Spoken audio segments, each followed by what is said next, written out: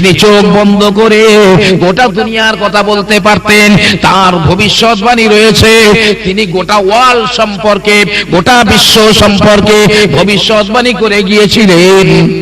সেই সময় তিনি এশিয়া মহাদেশ সম্পর্কে ভবিষ্যৎবাণী করতে করতে বলেছিলেন, আমি শাহ নেয়ামাতুল্লাহ বলে যাই, আমি নেয়ামাতুল্লাহ বলি, আমি কোনো গণক নই, আমি কোনো জ্যোতিষী নই, আমার আল্লাহ রাব্বুল আলামিন আমার অন্তরের চোখ দিয়ে আমাকে দেখান। তাই আমি তোমাদের বলি, ও এশিয়ার মানুষেরা, কিয়ামত যখন নিকটে হয়ে যাবে, ইমাম মেহেদী আলাইহিস সালাম যখন তোমাদের কাছে চলে আসবে, ওই সময়ে বাবা আমি বলে গেলাম, ভারতবর্ষের উত্তর পশ্চিম কোণে একটি ক্ষুদ্র মুসলিম দেশের উপরে ওই জমানার বর্বর অসভ্য শক্তিশালী একটা মুসলিম দেশ অত্যাচারের স্টিম রুলার চালিয়ে দেবে।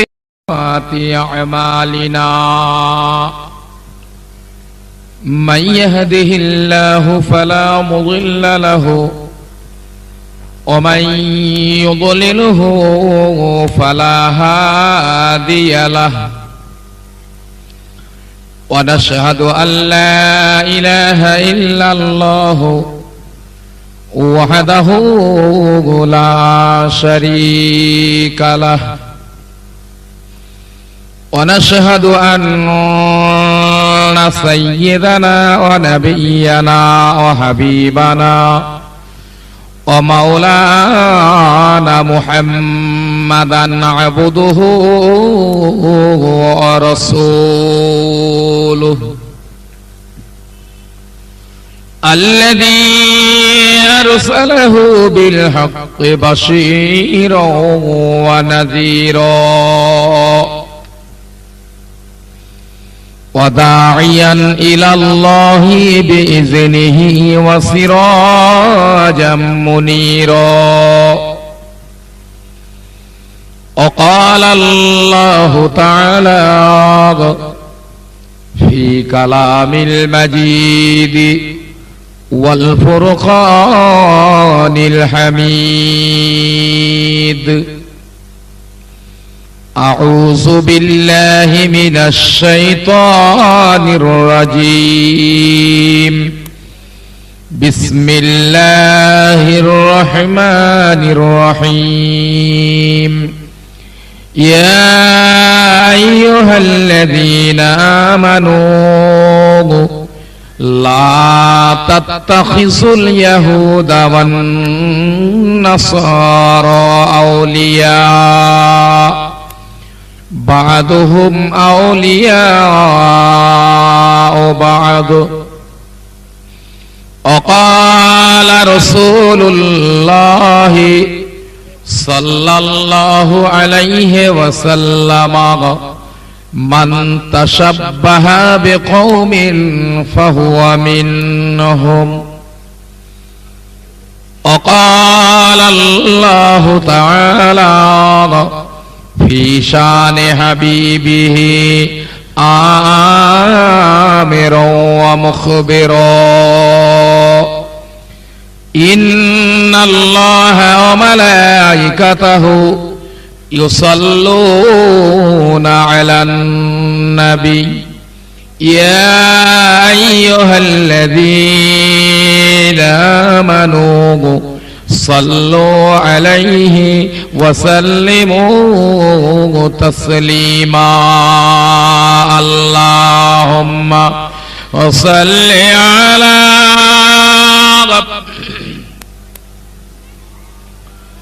وعلى آل سيدنا इन हवाओं से कह दो ना इधर इन हवाओं से कह दो ना इधर उनकी खुशबू का कोई जरूरत नहीं जिनकी खुशबू से महका है सारी जहां ओ खुशबू नबी के पसीने में है अल्लाहुम्मा सल्ली अला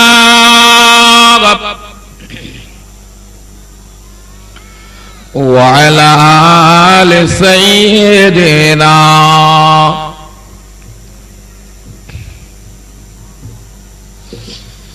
अपने आंखों से देखा नहीं है मगर अपने आंखों से देखा नहीं है मगर उनकी तस्वीर सीने में मौजूद है जिनकी खुशबू से महका है सारी जहां वो खुशबू मदीने में मौजूद है अल्लाहुम्मा सल्ली अला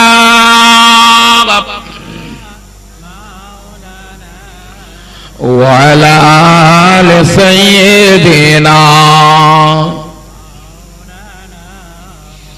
क़ुर्ब हक़ से जो आया ओ नूरे खुदा क़ुर्ब हक़ से जो आया ओ नूरे खुदा उम्मत के सीने में मौजूद है पूरा कुरान नहीं है एक आयत सही हर मुसलमान के दिल में मौजूद है अल्लाहुम्मा सल्ली अला वअला आले सय्यिदिना अम्मा बाद मान्यवर माननीय आजकेर सभार सभापति साहेब ओ मुआज्जाज मोहतराम महासम्मानीय उलामाए केराम विशेष भावे आमार जनाब उस्ताद हुजूर किबला मद्दाजाल्लाहुल आली ओ उपस्थित धर्मप्राण धर्मज्ञान पिपासु दिनदार परेजगार आल्लाहवाला भाईरा ओ बाबाजीरा पर्दानुशीना स्नेहशीला धार्मिका महिषी मा एवं बोनेरा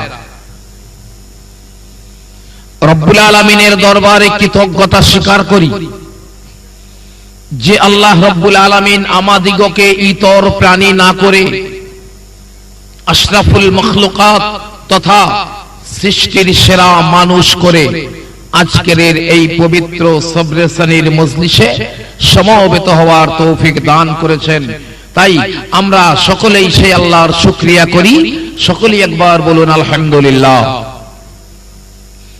তারই পরে মরু ভাস্কর মরুর দুলাল মা আমিনার লাল জগৎ গুরু বিশ্বনবী সাল্লাল্লাহু আলাইহি ওয়াসাল্লামের দরবারে জানাই অসংখ্য দরুদ এবং সালাম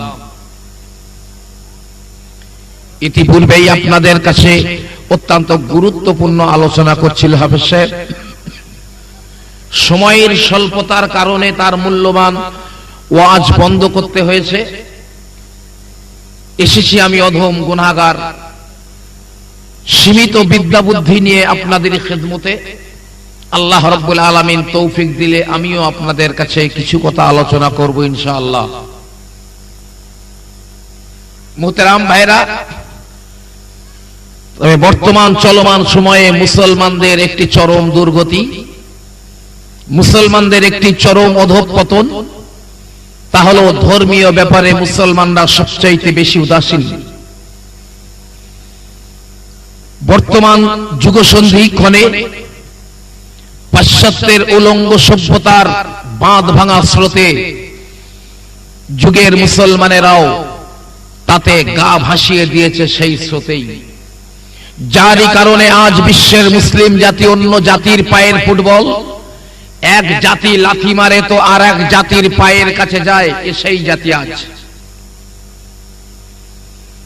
এই অবস্থা কেন কেন মুসলমান নিপীড়িত নির্যাতিত কেন মুসলমান অসহায় কেন মুসলমান পিছিয়ে পড়া জাতি যে মুসলিম স্পেনের কর্ডোবায় বিজ্ঞান আবিষ্কার করেছিল যে মুসলমান ইরাকের বাগদাদে জ্ঞান বিজ্ঞানের প্রাণ কেন্দ্র হিসেবে গড়ে তুলেছিল সে মুসলমান কেন আজ পিছিয়ে পড়ে সে মুসলমান কেন আজ অন্য জাতির লাথি খায় তার কারণ একটি মুসলমানদের ধর্মীয় উদাসীনতা আজকের যদি এটা ধর্মসভা না হয়ে কমপক্ষে নিচু স্তরের একটা 60 টাকায় ভাড়া করা ভিডিও হতো তাই মনে হয় কমপক্ষে ভিডিও দেখার জন্য 500-700 লোক তো মিনিমাম জড়ো হতো এমনি একটা চার দোকানে সিডি চললে 7খানে কিলো ঘামেশাই থাকে এ মুসলমান মার খাবে না তো খাবে কে? হরিপদজাত। আল্লাহ নবী বলেছিলেন, আল্লাহ রাসূল বলেছিলেন, ও বাবা সাহাবারা, এমন একটা জমানা এসে যাবে বাবা, যে জমানাতে এক জাতি অন্য জাতিকে ডাকবে, অন্য জাতিকে আহ্বান করবে, এসো এসো এসো এসো মুসলমান নিধন করে দিই। এ ভাইরা, রাসূল বলেছেন, যেমন দস্তরখানার উপরে খানা রেখে, দস্তরখানার উপরে খাদ্য রেখে একে অপরকে আহ্বান করে, ওই জমানাতে মুসলমানদের নিধন করার জন্য একে অপর জাতির আহ্বান করবে। আল্লাহর নবীর সাহাবারা বলেছিলেন, ইয়া রাসূলুল্লাহ, ইয়া হাবিবাল্লাহ, হুজুর, ওই জমানায় মুসলমানেরা কি সংখ্যায় বড় কম হবে নাকি? আমার পেয়ারা নবী বলেছিলেন, এই সাহাবারা, না, বরং মুসলমানেরা সংখ্যায় অধিক হয়ে যাবে, তবে তারা সমুদ্রের ফেনার মতো মূল্যহীন হয়ে যাবে, তাদের অন্তরে কাপুরুষতা দেখা দেবে, মরণের ভয়ে থাকবে না, শরীয়ত থেকে তারা বিমুখ হয়ে ফিরে যাবে। এই সাহাবারা, আমি রাসূল বলি, ওই জমানাতে মুসলমানেরা চরম অধঃপতনে চলে যাবে।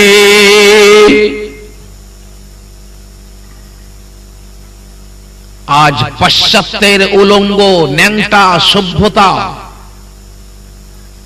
আমাদের ব্যক্তি জীবনে, পারিবারিক জীবনে, সামাজিক জীবনে, রাষ্ট্রীয় জীবনে ঢুকে পড়েছে, এবং সেই কৃষ্টি কালচারে আমরা বড় খুশি, এবং আমরা নিজেদেরকে মডার্ন বলে চালিয়ে দিচ্ছি।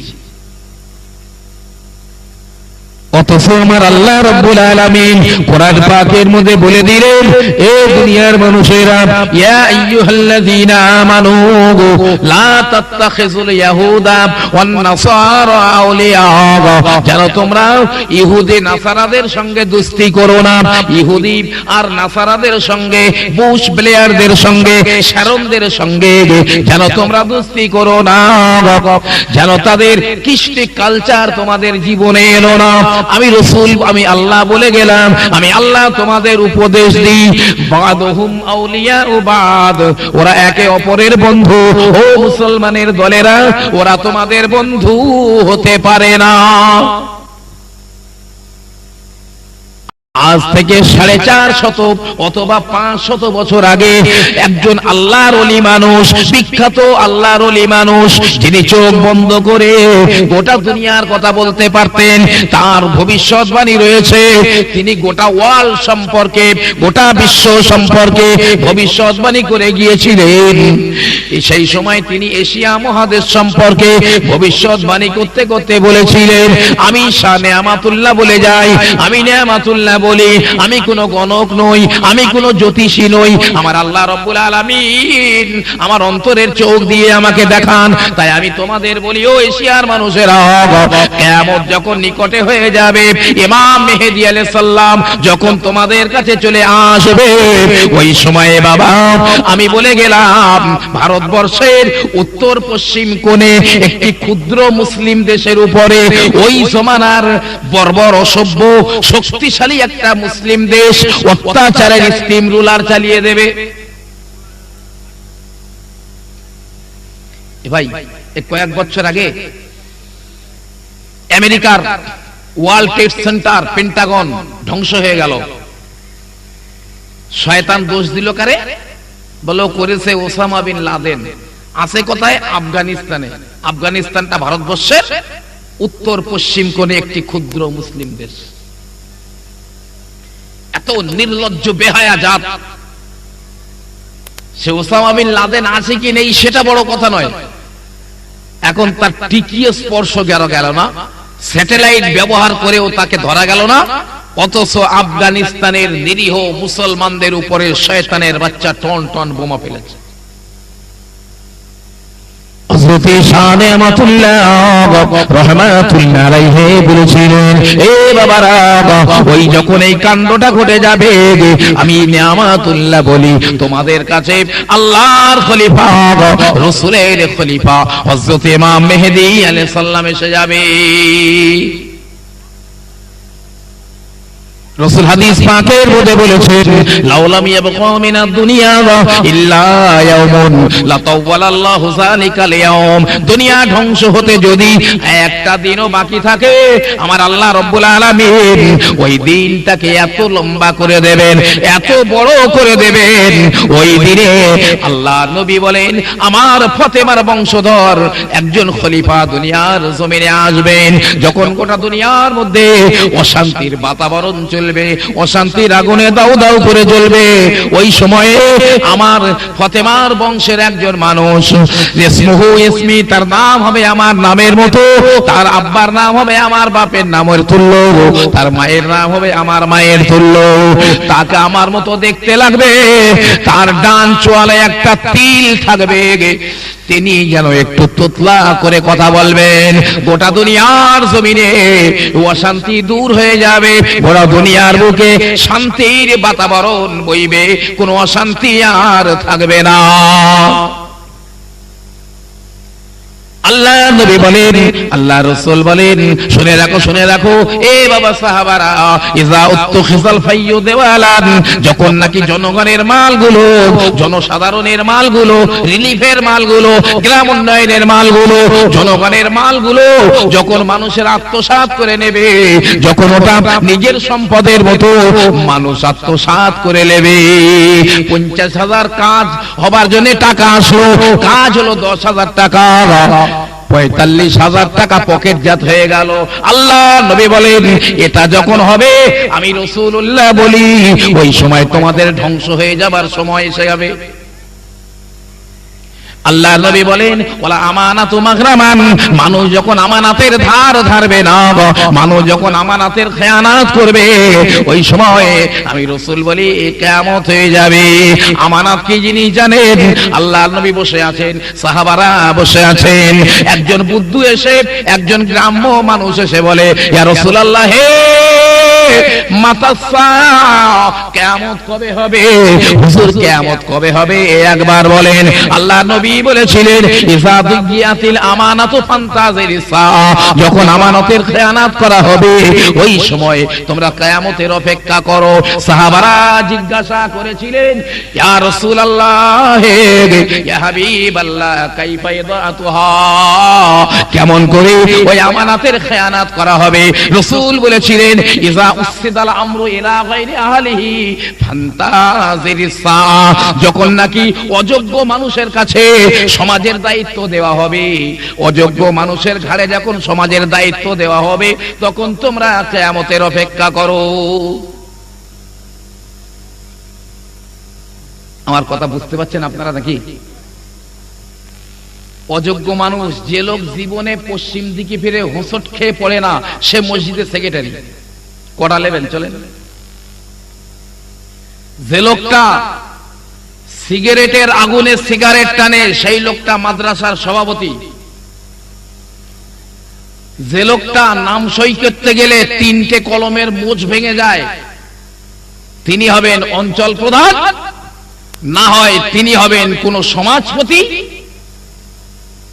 তার উপরে সমাজের দায়িত্ব অর্পণ করা হবে, যোগ্যতা নেই তার। রাসূল বললেন, কিয়ামত তখন হবে।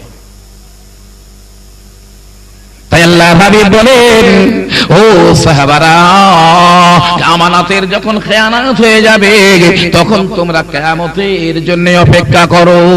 ওয়াজ যাকাতু মাগরামান, যাকাত দেওয়া মানুষ যখন জরিমানা দেওয়া মনে করবে, মানুষ টাকা হয়েছে তাই আমি জরিমানা দিচ্ছি, মানুষ যখন যাকাত দেওয়াটা জরিমানা মনে করবে, কেউ বা যাকাত দেবে না, আমি রাসূল বলি, শোনো, ওই সময় অসময়ে বৃষ্টি হবে, যখন বৃষ্টির প্রয়োজন তখন বৃষ্টি হবে না, অনাবৃষ্টি অতিবৃষ্টি দেখা যাবে।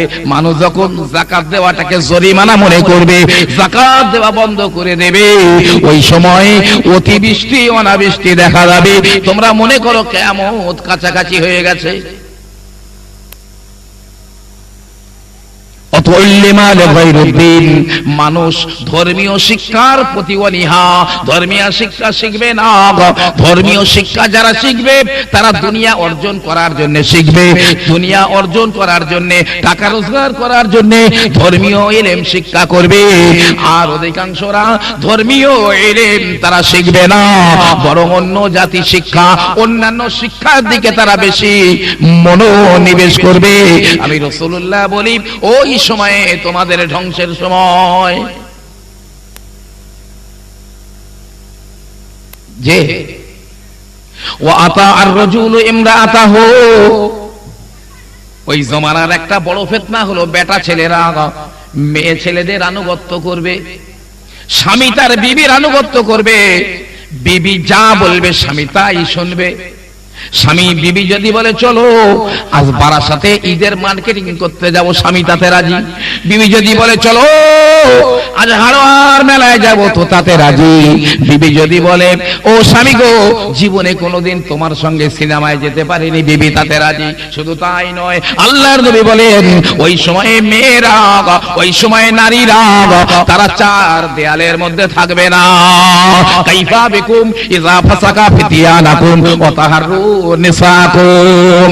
এ বাবারা, যখন ওই জমানার যুবক ছেলেরা ফাসেক ফাজের হয়ে যাবে, শরীয়তের ধার ধারবে না, আর মেয়ে ছেলেরা সমান অধিকারের দাবি নিয়ে প্রকাশ্য রাজপথে বেরিয়ে যাবে, মেয়েরা নেতৃত্ব করবে।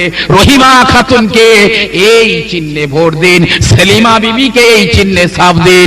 এই রকম যখন হবে, আমি রাসূলুল্লাহ বলে গেলাম ওই সময়ে তোমাদের কাছে কিয়ামত এসে যাবে। যে আপনি যদি বলেন আমি কিতাব দেখাবো, উল্টো পাল্টা কথা বলি না, বলো। আমি সব জায়গায় বলি, যে কথার দলিল দিতে পারবো না সে কথা আমি মুখ দিয়ে উচ্চারণ করি না। এগুলো হচ্ছে, বর্তমানে হচ্ছে নাকি, যে আরো বেড়ে যাবে।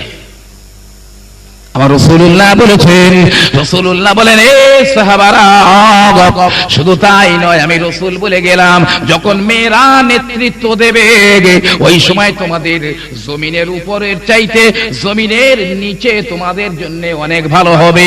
মানে বেঁচে থাকার চেয়ে মরে যাওয়া অনেক ভালো। কিন্তু যতদিন পর্যন্ত বেটা ছেলেরা নেতৃত্ব করবে মেয়েদের উপরে, ততদিন কবরের চেয়ে জমিনের উপরিভাগ তোমাদের জন্য ভালো। কেননা আল্লাহ বলেছেন আর রিজালু কাওয়ামুনা আলান নিসা, বেটা ছেলেরা মেয়েদের উপরে কর্তৃত্ব করবে, নেতৃত্ব করবে। কিন্তু না না, যখন এটা উল্টে যাবে তখন আমি রাসূল বলি তোমরা ধ্বংস হয়ে যাবে। এগুলো করছি তো আমরা, কিয়ামত তো টেনে আনতেছি আমরা।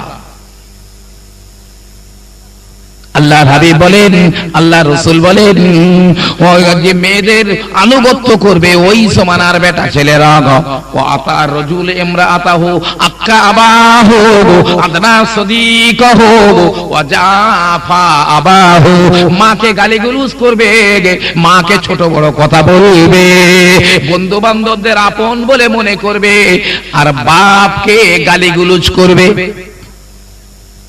কটা নেবেন? বাপের মুখের সামনে আঙুল তুলে খিস্তি করে আর ছোট বড় কথা বলে। আমি দৈনিক 1000 দেখাতে পারবো।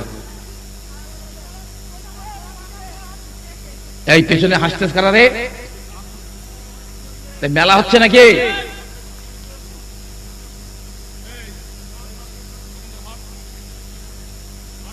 একটু দরুদ শরীফ, আল্লাহুম্মা সাল্লি আলা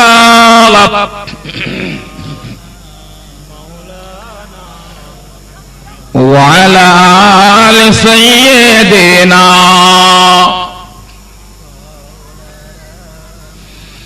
खुद मसीहा रो जिसका मरीजों में है, खुद मसीहा रो जिसका मरीजों में है, ओ तबीब आ गया, ओ हकीम आ गया, आए हलीमा तुझे और क्या चाहिए, तेरे घर में खुदा का हबीब आ गए।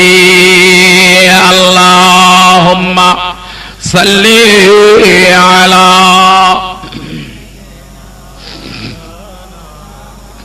ওয়ালা আলি সাইয়্যিদিনা। আমার ভাইরা, আমার আব্বা জানেরা, শুনে রেখে দিন, আল্লাহর নবী আল্লাহর হাবিব বলেছেন, শুনে রাখো আমার সাহাবারা, আমি রাসূল বলে গেলাম, বন্ধু বান্ধবদের আপন বলে মনে করবে, মা বাপকে গালিগুলোজ করবে, মা বাপকে দূরে ঠেলে দেবে, মা খেতে পেলো কি না পেলো, মা পড়তে পেলো কি না পেলো, বাপ কি অবস্থায় রয়েছে দেখবে না, বরং বন্ধু বান্ধবদের দাওয়াত করে করে, ভালো মন্দ করে করে খাওয়াবে, অথচ বাপ উপোস করে রয়েছে। আল্লাহ নবী বলেন, আমি রাসূল বলে গেলাম, তোমরা ধ্বংস হয়ে যাবে এই সময়ে। ও জহরাতিল আসওয়াতু ফিল মাসাজিদে, মসজিদ ঘরের মধ্যে জোরে জোরে জোরে জোরে কথাবার্তার আলোচনা হবে। মসজিদে জুম্মার দিনে দেখা যায় মসজিদে মিটিং হয়, মসজিদের মিটিং হবে, জোরে জোরে নেতা হোতারা, কমিটির লোকেরা কথা বলে। আল্লাহ নবী বলেন, আমি রাসূলুল্লাহ বলি, যদি মসজিদে কেউ জোরে জোরে কথা বলে, তার জামার কলার ধরে ঘাড় ধরে বার করে দাও। মসজিদে জোরে জোরে কথাবার্তা বলবে। আর এমনি তো অনেক সময় দেখা যায় দু তিনটে মুসল্লি এক জায়গায় হলে কে কি চাষ করেছে আর কোথায় কি মাছ ফেলেছে আলোচনা হয়। যদি মুসল্লি না থাকে, মুয়াজ্জিন আর ইমাম সাহেব থাকলেও বাদ যায় না, অনেক জায়গায়, সব জায়গায় না, ও দুজনাই শুরু করে দেয়। আল্লাহ হাবিব বলেন, মসজিদগুলো দেখতে ভালো হবে, মসজিদগুলো দেখতে বড় সুন্দর হবে, চাকচিক্যময় হবে, কিন্তু মসজিদের খোরাক থাকবে না।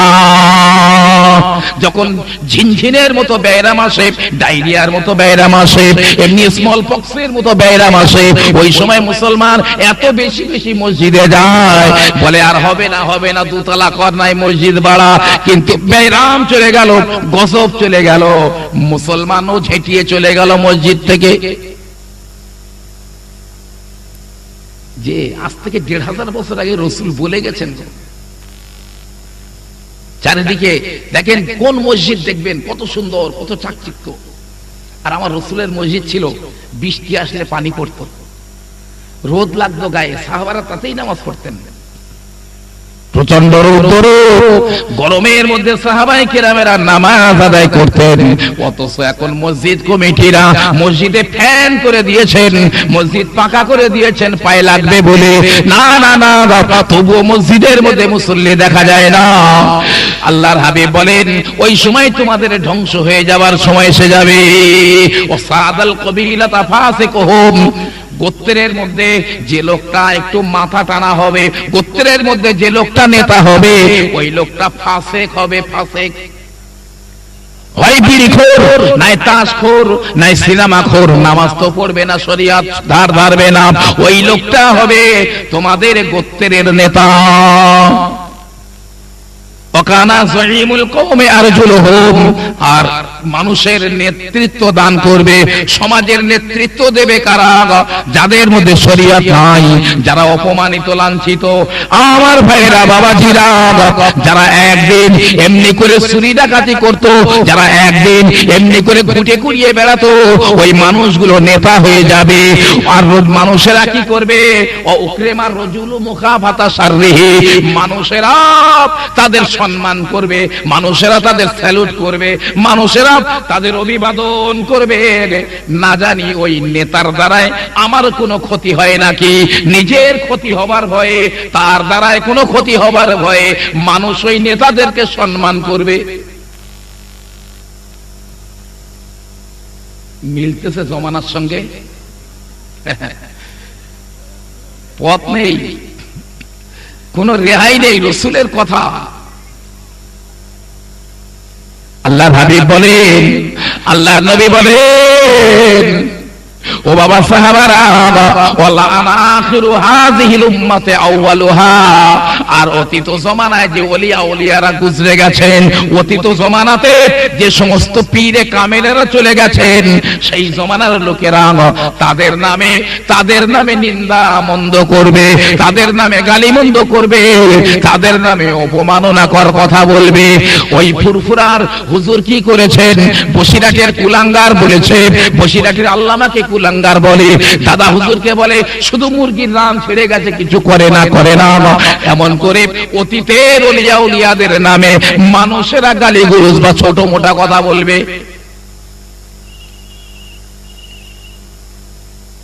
সেদিনকার দিন দেখলাম মুসলমান কত নিচে নেমে গেছে। বসিরহাটের রুহুল আমিন সাহেবের কবর দেখার চাইতে বসিরহাটের কালী মন্দির দেখা নেকির কাজ। ভাবতে পারেন? একটু জোরে বলেন নাউজুবিল্লাহ। আমি হ্যান্ডবিল দেখাতে পারি, পোস্টার হ্যান্ডবিল দেখাতে পারি, রয়েছে।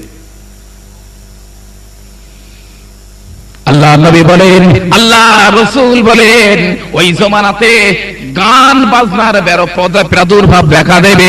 ওই জমানাতে বাদ্যযন্ত্রের সংখ্যা বড় বেড়ে যাবে।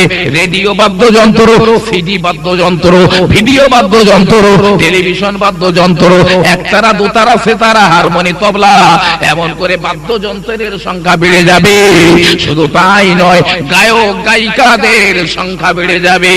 আর শুধু সাবির কুমার নয়, আর শুধু রুনা লাইলা নয়, আজ মুসলমানের ছেলেরা একটা বড় গায়ক।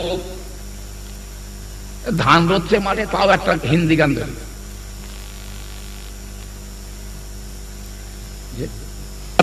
মানুষের চেহারা মানুষের মতো থাকবে না, চেহারা পরিবর্তন হয়ে যাবে।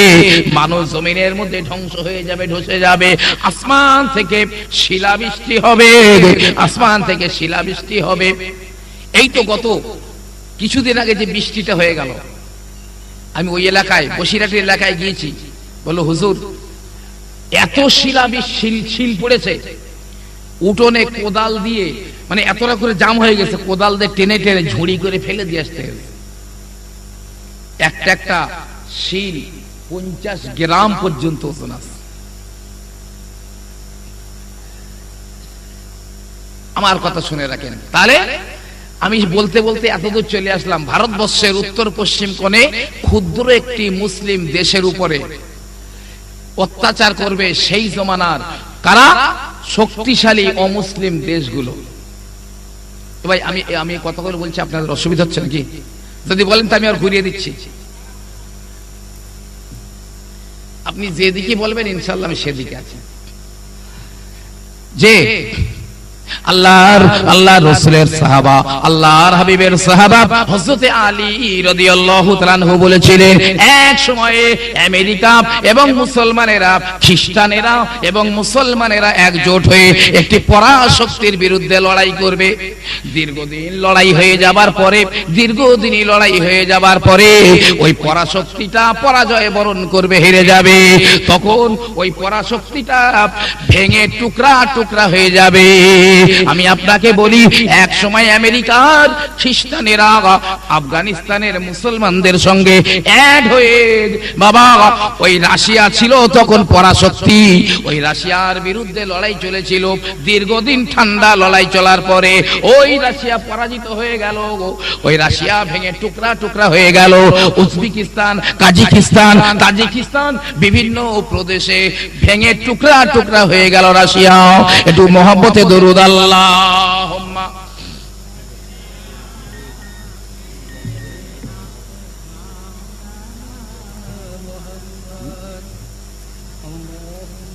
আমার যখন বলবে তখন তুমি ব্যাপার।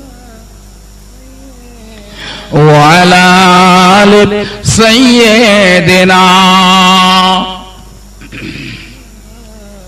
ভাইরা বাবাজিরা আমার, আল্লাহ নবী বলেছেন, আল্লাহ রাসূল বলেছেন, আমি রাসূলুল্লাহ বলে গেলাম, ইরাক মুসলমানদের দখলে থাকবে না, ইরান মুসলমানদের দখলে থাকবে না, সিরিয়া মুসলমানদের দখলে থাকবে না। তুরস্ক ধ্বংস হয়ে যাবে, এমন করে তুরস্ক ধ্বংস হয়ে যাবে, আর তুরস্ক দ্বিতীয়বার তৈরি হবে না।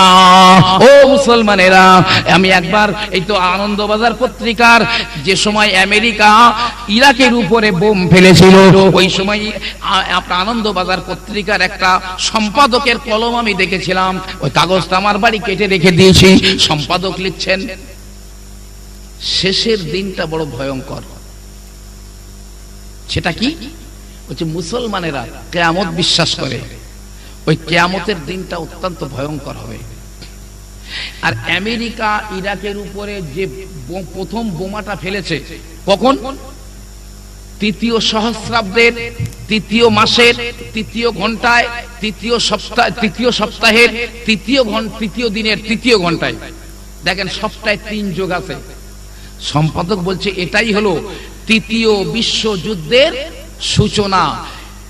আমেরিকা যে তৃতীয় বিশ্বযুদ্ধের সূচনা করেছে, এই 3টাই তার প্রমাণ বহন করছে। স্যার আইজ্যাক নিউটন তিনি বলছেন, আইজ্যাক নিউটন বলেছেন, যিনি মাধ্যাকর্ষণ আবিষ্কার করেছিলেন, ওই আইজ্যাক নিউটন বলেছেন। আইজ্যাক নিউটন কোন ধর্মের মানুষ? জাতিতে ক্যাথলিক খ্রিস্টান ছিলেন আইজ্যাক নিউটন। তিনি বলছেন পাপের ভারে পৃথিবী একদিন লয় ক্ষয় হয়ে যাবে, ধ্বংস হয়ে যাবে, তারপরে যিশু অবতরণ করবেন। তিনি বলছেন আমি গোটা বাইবেলটা অধ্যয়ন করেছি, গোটা বাইবেলটা চয়ন করেছি, দেখলাম তার মধ্যে ঈশ্বরের বহু গূঢ় রহস্য নিহিত রয়েছে।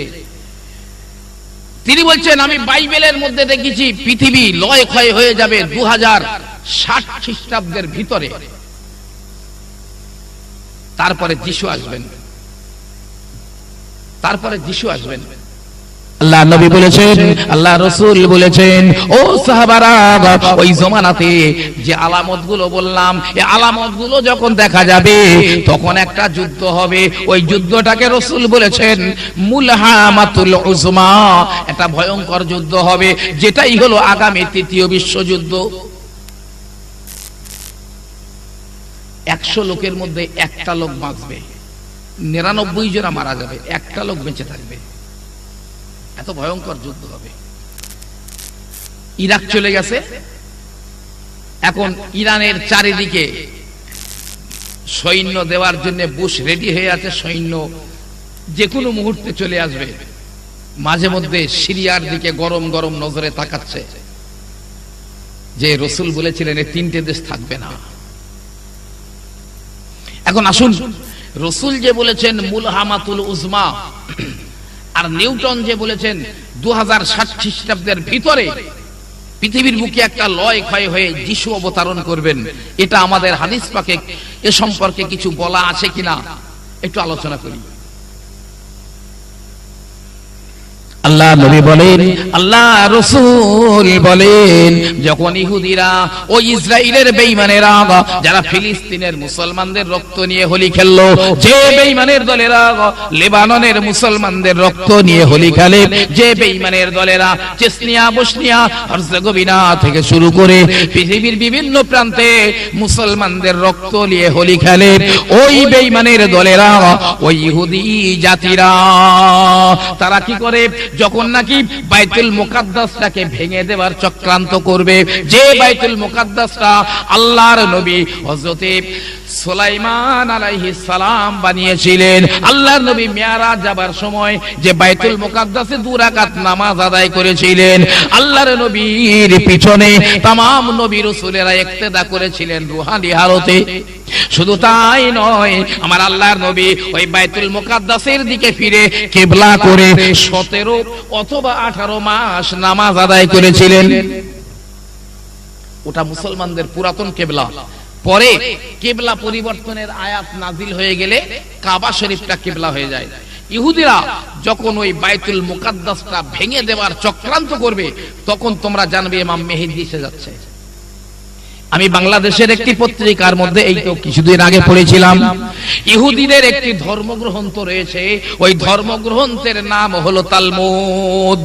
ওই তালমুদ গ্রন্থের মধ্যে একটি কথা লেখা আছে, ইহুদি জাতিরা, ওই শারনের দলেরা তাদের ধর্মগুরু আলেম ওলামাদের ডেকেছিলেন, ও ইহুদি আলেমেরা, আমরা 2000 বছর ধরে একটি স্বপ্ন দেখছি, আমাদের স্বপ্নকে কোনোদিন বাস্তবে রূপ দিতে পারবো না। ইহুদি আলেমেরা বলেছিল, বলো বলো ইহুদি জাতিরা, তোমাদের স্বপ্নটা কি হবে?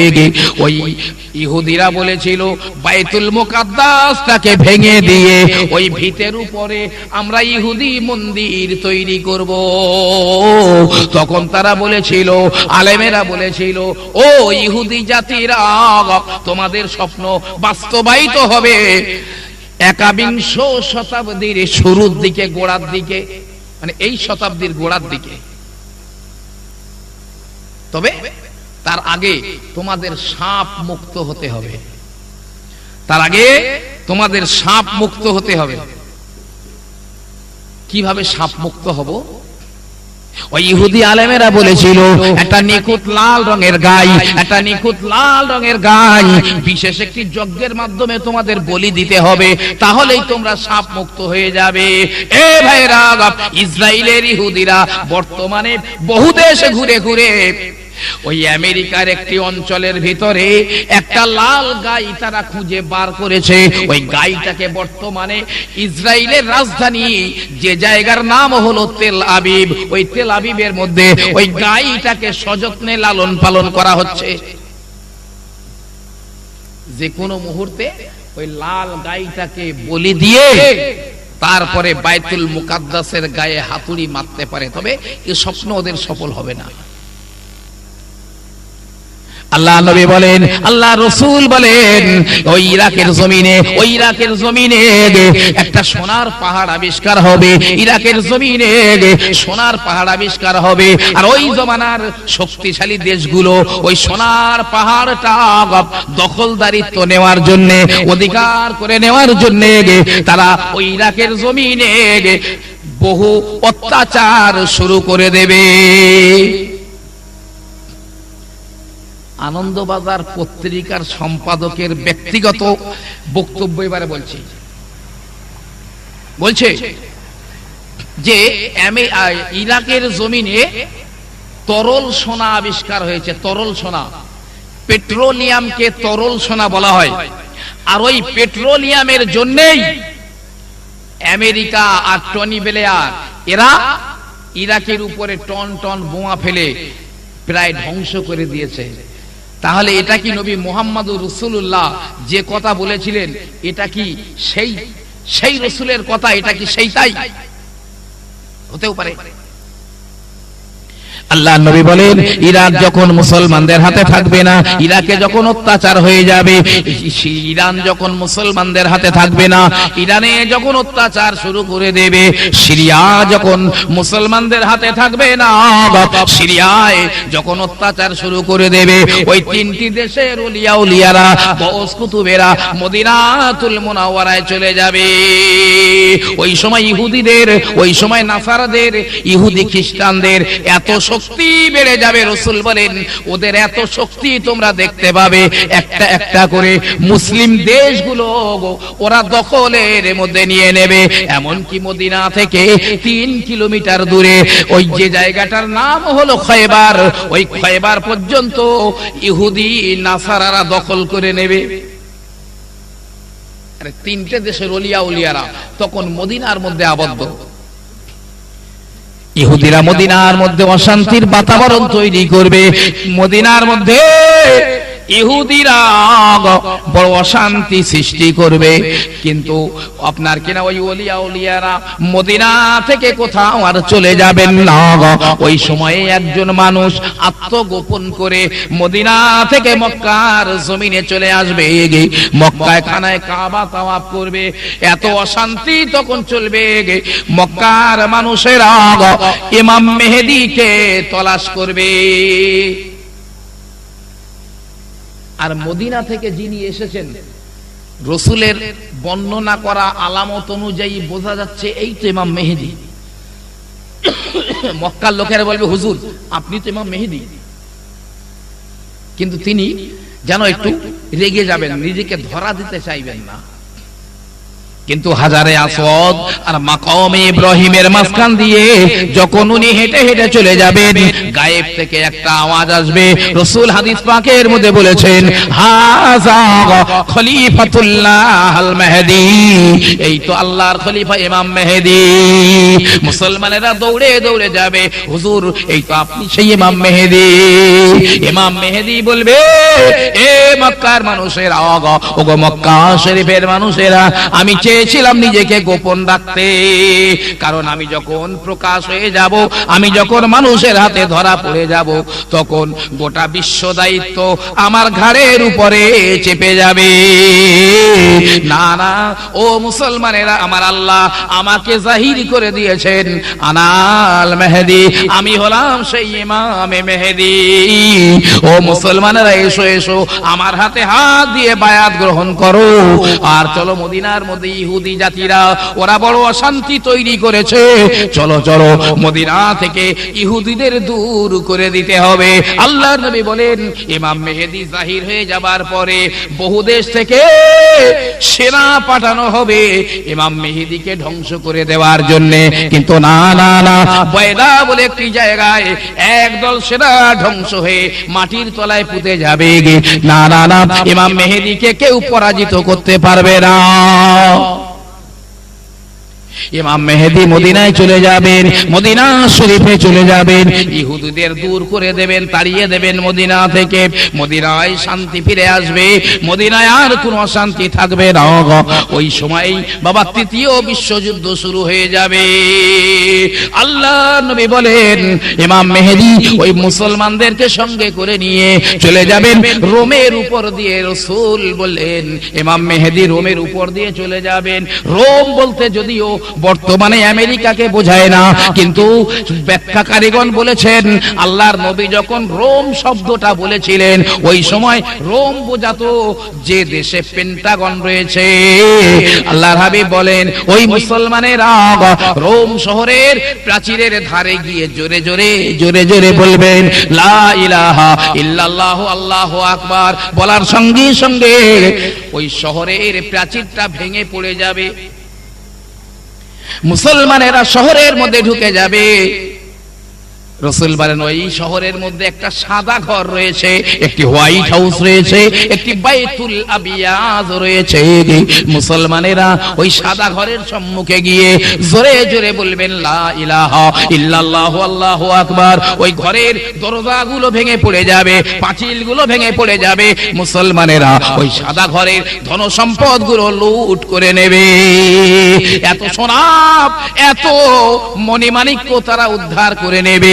একজন মুসলমান যদি ইমাম মেহেদির কাছে গিয়ে বলে, হুজুর আমাকে কিছু দান করুন, ইমাম মেহেদি তাকে এত সোনা দানা দান করবেন, ওই মানুষটা যতটা মাথায় করে বয়ে আনতে পারে। অনেকে বলেছেন সেটা আমেরিকা। আমেরিকা যদি আমি প্রশ্ন করি স্কুলের ছাত্রদের কাছে, আমেরিকা আবিষ্কার করেছিল কে? এক কথায় বলবে কলম্বাস।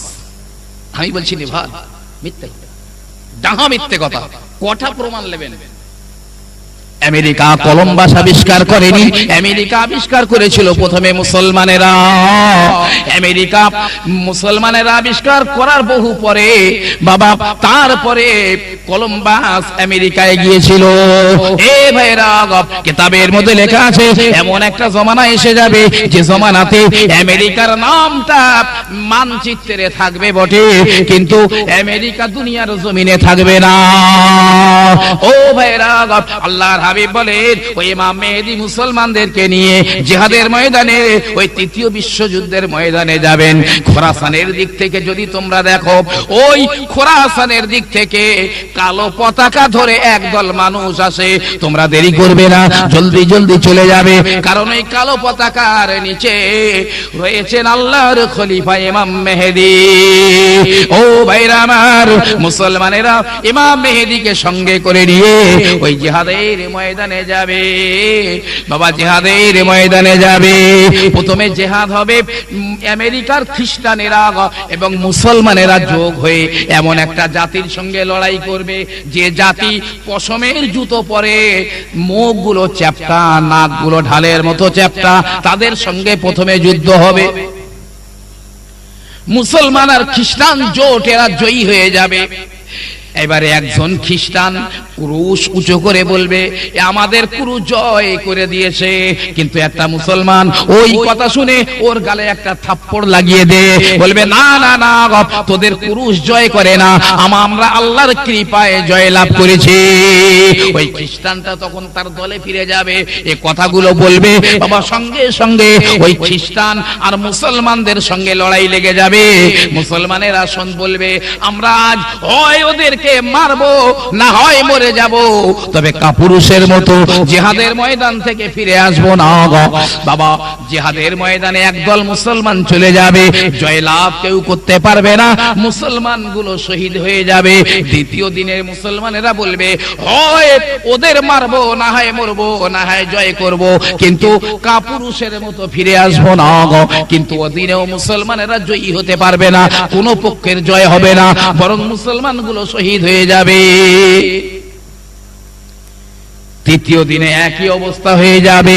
চতুর্থ দিনে ইমাম মেহেদী আলাইহিস সালাম মুসলমানদের নিয়ে জিহাদের ময়দানে ঢুকে পড়বেন। মুসলমানেরা বলবে, ইমাম মেহেদী বলবেন লা ইলাহা ইল্লাল্লাহ আল্লাহু আকবার, বলার সঙ্গে সঙ্গে স্টেন গানগুলো নিষ্ক্রিয় হয়ে যাবে, রাইফেলগুলো নিষ্ক্রিয় হয়ে যাবে, অ্যাটম বোমগুলো নিষ্ক্রিয় হয়ে যাবে, পরমাণু বোমাগুলো নিষ্ক্রিয় হয়ে যাবে, কামান ট্যাঙ্কগুলো নিষ্ক্রিয় হয়ে যাবে, ওগুলো আর কোনো কাজে আসবে না। আমার আল্লাহ রাব্বুল আলামিন এবারে মুসলমানদের হাতে বিজয় পতাকা তুলে দেবেন, আর ওই বেঈমানের দলেরা জিহাদের ময়দান থেকে কুত্তার মতো দড়িয়ে দড়িয়ে পালিয়ে যাবে। একবার জোরে জোরে বলুন না সুবহানাল্লাহ। 9:15 পর্যন্ত সময় পাঁচে।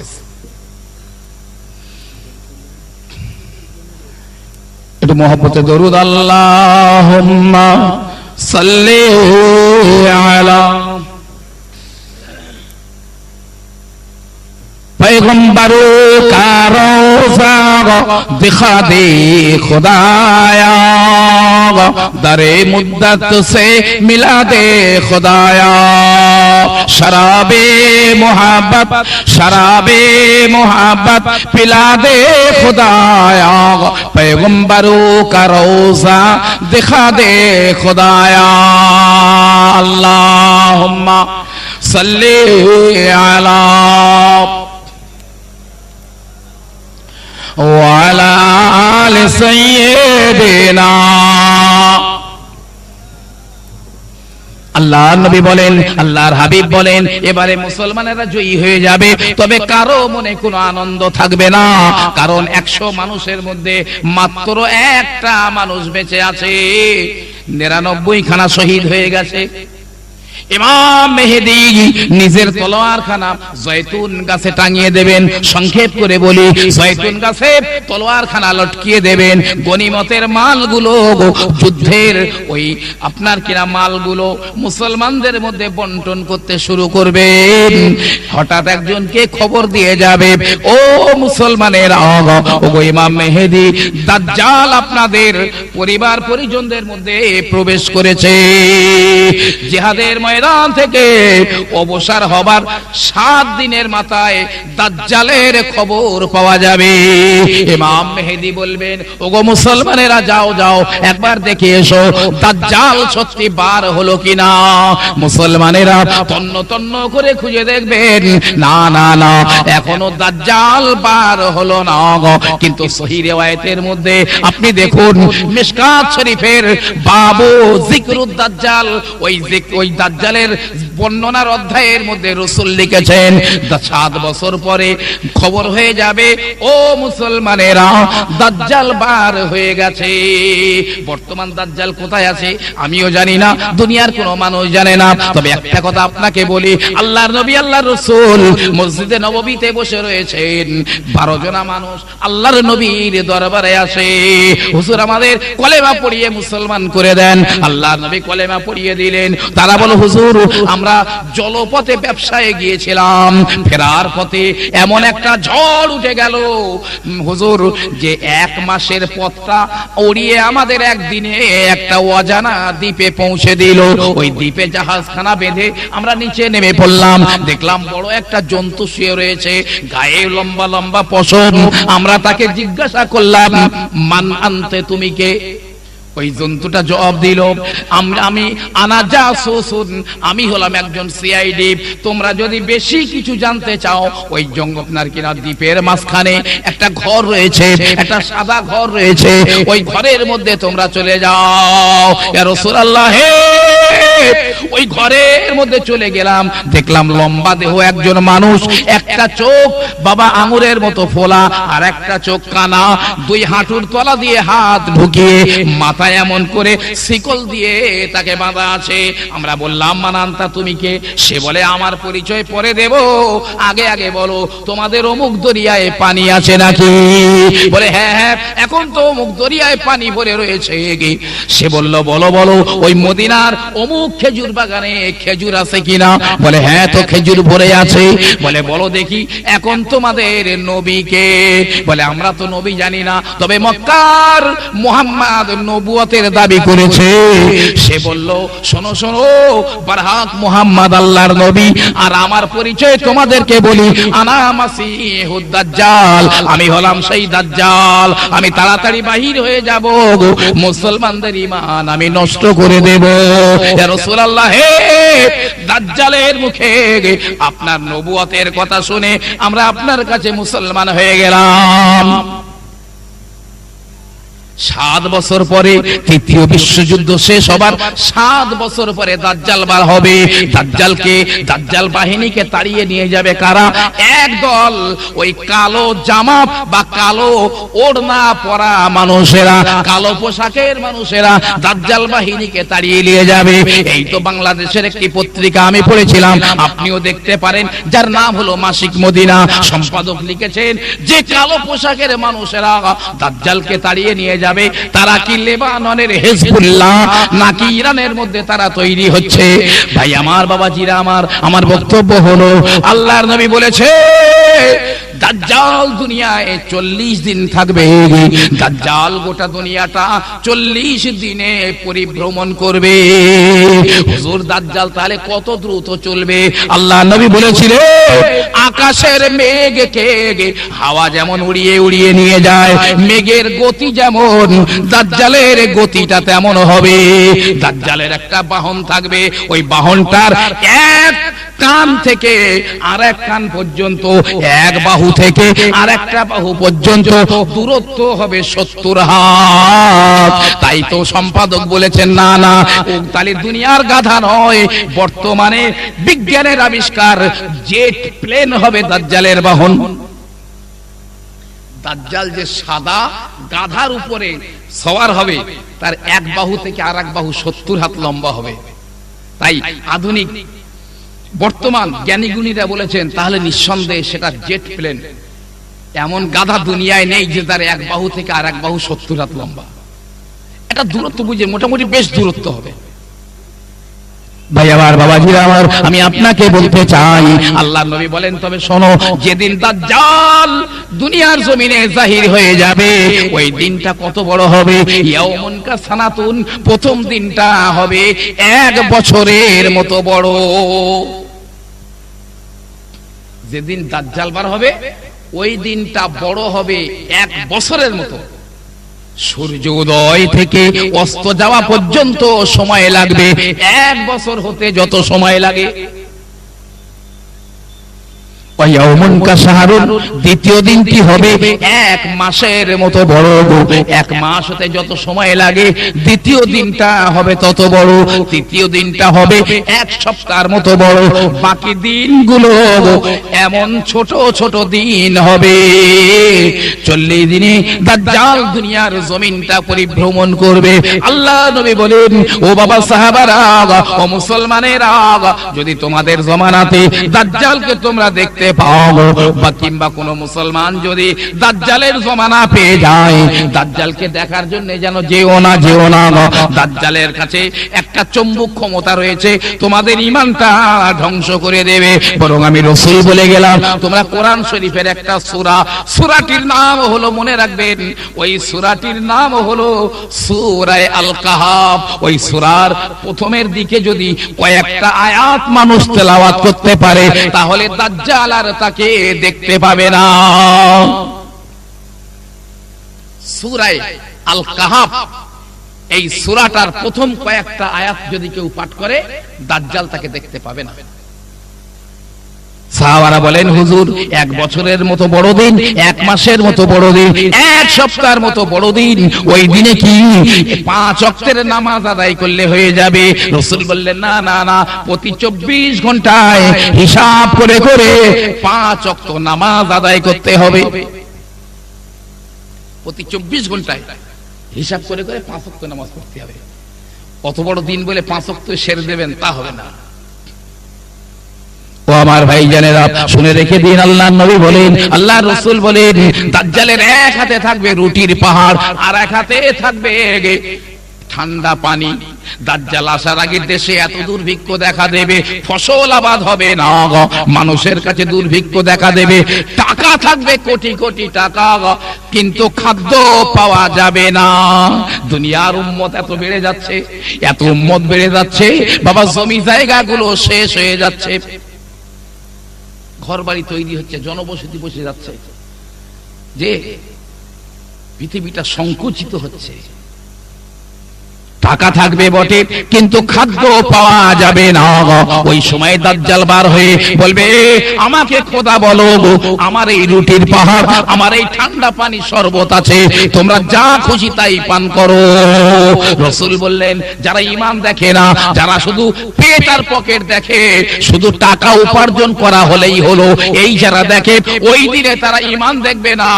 পেট বাঁচানোর তাগিদে দাজ্জালকে খোদা বলে ওই রুটির পাহাড়ে তারা ঝাঁপ দিয়ে পড়বে। ভুল বুঝবেন না, আজ যারা টাকা বাড়ানোর জন্য সুদি কারবারে জড়িয়ে রয়েছে, এখনো পর্যন্ত কেউ লাইফ ইন্স্যুর হালাল বলতে পারেনি, এখনো পর্যন্ত ফিক্সড ডিপোজিট হালাল বলতে পারেনি, এখনো পর্যন্ত লটারির টিকিট কেটে ওই যা টাকা পয়সা হবে ওটা হালাল কেউ বলতে পারেনি। এমনি করে কিষাণ বিকাশ পত্র না হালাল না, জমি বন্ধক রেখে খাওয়া হালাল না, বাবা, ফোন নিয়ে খাওয়া হালাল নয়। বর্তমানে টাকা বাড়ানোর জন্য খোদা বলো, আমার জান্নাতে দাখিল হয়ে যাও। যারা দাজ্জালকে খোদা বলবে না, দাজ্জাল তাদেরকে জাহান্নামের মধ্যে ফেলে দেবে। আল্লাহর নবী বলেন, ও বাবা সাহাবারা, যদি তোমরা দাজ্জালকে পাও, তোমরা দাজ্জালের জাহান্নামের মধ্যে চলে যাবে, কারণ ওটাই হলো খোদার জান্নাত। দাজ্জালের বেহেশতে যেন যেও না, কারণ ওটাই হলো আমার আল্লাহর গজবের জাহান্নাম। আমার ভাইজানেরা, একটু কান পেতে শুনে রেখে দিন। দাজ্জাল বলবে, এ সলিমুদ্দিন, তুমি আমাকে আল্লাহ বলতেছো না, ঠিক আছে, যদি কবর থেকে তোমার বাপ উঠে আমার আল্লাহ বলে স্বীকার করে, তাহলে কি মানবে? বলে, হ্যাঁ, আমার বাপ তো মরে গেছে 35 বছর আগে, এখন বাপ যদি কবর থেকে উঠে বলে, তাহলে এত সন্দেহ থাকবে না। আসলে ধর্মীয় জ্ঞান তো থাকবে না, এখনই তাই প্রায় নেই। কটা মানুষের প্রকৃত ধর্মীয় শিক্ষা আছে, আর তখন তো আরো কমে যাবে। মানুষের যদি এখন ধর্মীয় জ্ঞান থাকতো, তাহলে এই নবিয়ানা মেম্বারে বসে, হাদিস কোরআনের মেম্বারে বসে যারা পাকামো মারা কথা বলে আর শ্রোতাদের হাসায়, এরম জিনিস তারা নিয়ে আসতো না টাকা দিয়ে। আমি ফতোয়া দিয়ে যাচ্ছি, আমার ফতোয়া কেউ কাটতে পারলে সারা জীবন ঝোলা বইব। যারা মানুষকে হাসানোর জন্য এই হাদিস কোরআনের মেম্বারে বসে পাকামুকত্তারা কথাবার্তা বলে, আমি বলছি পেছন দিক থেকে আচমকা মাথায় লাথি মারবেন, যেন সামনে পড়ে যায়। গোনা হবে না, তার গায়ে যত ফোঁটা রক্ত আছে তত ফোঁটা নেকি হবে, শহীদের দরজা পাবে লোকটা। যদি হাসি তামাশা শোনার ইচ্ছা হয়, উত্তম দাসের ভাড়া করে হাসি তামাশা শোনো, তবে হাদিস কোরআনের মজলিসে নয়। ভাই আমার, বাবাজিরা আমার, আমি আপনাকে বলতে চাই, দাজ্জাল তার বাপের কবরের ধারে চলে যাবে আর বলবে, ওঠো ওঠো আব্দুর রহমান, উঠে বলো আমি কে। আমি বলো, কবর থেকে তার বাপ ঠেলে উঠবে। রাসূল বললেন না না না, তার বাপ উঠবে না, বরং শয়তান তার বাপের চেহারা নিয়ে ওই কবর থেকে উঠে দাঁড়িয়ে যাবে আর বলবে, ওগো সলিমুদ্দিন, এই তো আমাদের আল্লাহ, আমি তো 35 বছর আগে মারা গেছে, আমি জানি ইনি হলেন আমাদের আল্লাহ। ধর্মের জ্ঞান মানুষের থাকবে না, দেখবে তাই তো আমার বাপ কবর থেকে উঠে যাকে আল্লাহ বলেছো সেই তো আল্লাহ, মানুষ তাকে আল্লাহ বলে ফেলবে, বেঈমান হয়ে জাহান্নামে চলে যাবে। 40 দিন যাওয়ার পরে ঠিক ঈসা আলাইহিস সালাম, ওই যে আইজাক নিউটন বলেছিলেন পৃথিবী লয় ক্ষয় হয়ে যাওয়ার পরে যিশু অবতরণ করবেন। আমরা তো যিশু বলি না, আমরা বলি কি হযরতে ঈসা আলাইহিস সালাম। ওই হযরতে ঈসা আলাইহিস সালাম ওই আপনার দামেস্কের পূর্ব দিকের সাদা মিনারের উপরে, দামেস্কের জামে মসজিদের পূর্ব দিকের সাদা মিনারের উপরে দুটো ফেরেশতার ডানার উপরে ভর দিয়ে হযরতে ঈসা আলাইহিস সালাম নেমে আসবেন। দামেস্কের জামে মসজিদের পূর্ব দিকের সাদা মিনারের উপরে ঈসা আলাইহিস সালাম ফেরেশতার ডানায় ভর করে নেমে আসবেন। ঈসা আলাইহিস সালাম তখন দাঁড়িয়ে গেছেন, নামাজ পড়াবেন বলে ইকামত হয়ে গেছে। মুসলমানেরা হযরত ঈসা আলাইহিস সালামকে ধরাধরি করে ডেকে আনবেন। ইমাম মেহেদী বলবেন, হুজুর আপনি আসুন ইমামতি করুন, কিন্তু না না না, তিনি বলবেন না, ইকামত আপনার জন্য দেওয়া হয়েছে, অতএব ইমামতি আপনি করুন। ইমাম মেহেদী ইমামতি করবেন আর নবী ঈসা আলাইহিস সালাম পিছনে ইক্তেদা করবেন, নামাজ হয়ে যাবে, দাজ্জালকে মেরে ফেলে দেওয়া হবে। নবী ঈসার দৃষ্টি যতদূর পর্যন্ত যাবে তার মধ্যে কোনো বেঈমান বেঁচে থাকবে না, দাজ্জালকে কতল করা হবে। বর্তমানে ইসরায়েলের রাজধানী, ওই ইসরায়েলের রাজধানীর পাশে একটা বিমানবন্দর রয়েছে, ওই বিমানবন্দরটির নাম হলো লুদ। ওই লুদ নামক বিমানবন্দরের পাশে দাজ্জালকে নবী ঈসা আলাইহিস সালাম তলোয়ার দিয়ে সংহার করে দেবেন, দাজ্জাল খতম হয়ে যাবে। দাজ্জাল খতম হয়ে যাবে 40 দিনের মাথায়। একটা বালা গেল, কয়েকদিন যাবার পরে আমার আল্লাহ রব্বুল আলামিন নবী ঈসা আলাইহিস সালামকে বলবেন, ও নবী ঈসা, ও ঈসা, তুমি এক্ষুনি মুসলমানদেরকে সঙ্গে করে নিয়ে ওই তুর পাহাড়ের উপরে চলে যাও, তা না হলে এক্ষুনি একটা দল বেরিয়ে যাবে, এক্ষুনি একটা গ্রুপ বেরিয়ে যাবে যাদের সঙ্গে মোকাবেলা করতে পারবে না। হযরতে নবী ঈসা আলাইহিস সালাম মুসলমানদেরকে নিয়ে ওই তুর পাহাড়ের উপরে চলে যাবেন। আল্লাহ রাব্বুল আলামিন ওই মুসলমানদেরকে একটি বেষ্টনীর মধ্যে ঘিরে দেবেন। আসবে কারা? কোরআন পাকে যাদের নাম আছে ইয়াজুজ মাজুজ, ইয়াজুজ মাজুজ বেরিয়ে আসবে। এই দেখেন আমাদের গ্রাম বাংলায় একটা প্রবাদ বাক্য বলে মানুষেরা, যে এক জমানায় এমন মানুষ বার হবে যারা বেগুন পাড়তে গিয়ে আকশুরি পানতে হবে। একেবারে নিসাক্কা মিথ্যা নয়। আল্লাহর নবী বলেন মিশকাত শরীফের হাদিসের মধ্যে দেখেন আমার রাসূল বলেছেন ওই মানুষগুলো বেঁটে বেঁটে হবে, একেবারে বেঁটে বেঁটে মানুষ হবে, তবে কানগুলো তাদের বড় হবে, এত বড় কান তাদের হবে মাটিতে একটা কান বিছিয়ে দেবে, তার উপরে শুয়ে পড়বে সে নিজে, আর একটা কান লেপের মতো, কম্বলের মতো, কাঁথার মতো গায়ে দিয়ে দেবে, নিচে বিছানা লাগবে না, উপরে কোনো কম্বল লাগবে না। ছোট ছোট মানুষ। ইয়াজুজ মাজুজ কোথায় আছে? একদা আল্লাহর নবীকে জিজ্ঞাসা করেছিল ওই মক্কার বেঈমানেরা, আল্লাহর নবীকে জিজ্ঞাসা করেছিল সিকিন্দার যুলকারনাইন সম্পর্কে। কোরআন থেকে আল্লাহ বলেন ইয়াসআলুনাকা আন যুলকারনাইন, ও নবী ওরা আপনাকে যুলকারনাইন সম্পর্কে জিজ্ঞাসা করে। আল্লাহ একটা বর্ণনা বলে দিয়েছিলেন, কোরআন পাকে আছে হাত্তা ইযা বালাগা মাতলাই শামসে, হযরতে সিকান্দার যুলকারনাইন যখন সূর্য উদয়ের দেশে গিয়েছিলেন। বর্তমানে জাপানটাকে সূর্য উদয়ের দেশ বলা হয়, তবে আল্লাহই ভালো জানেন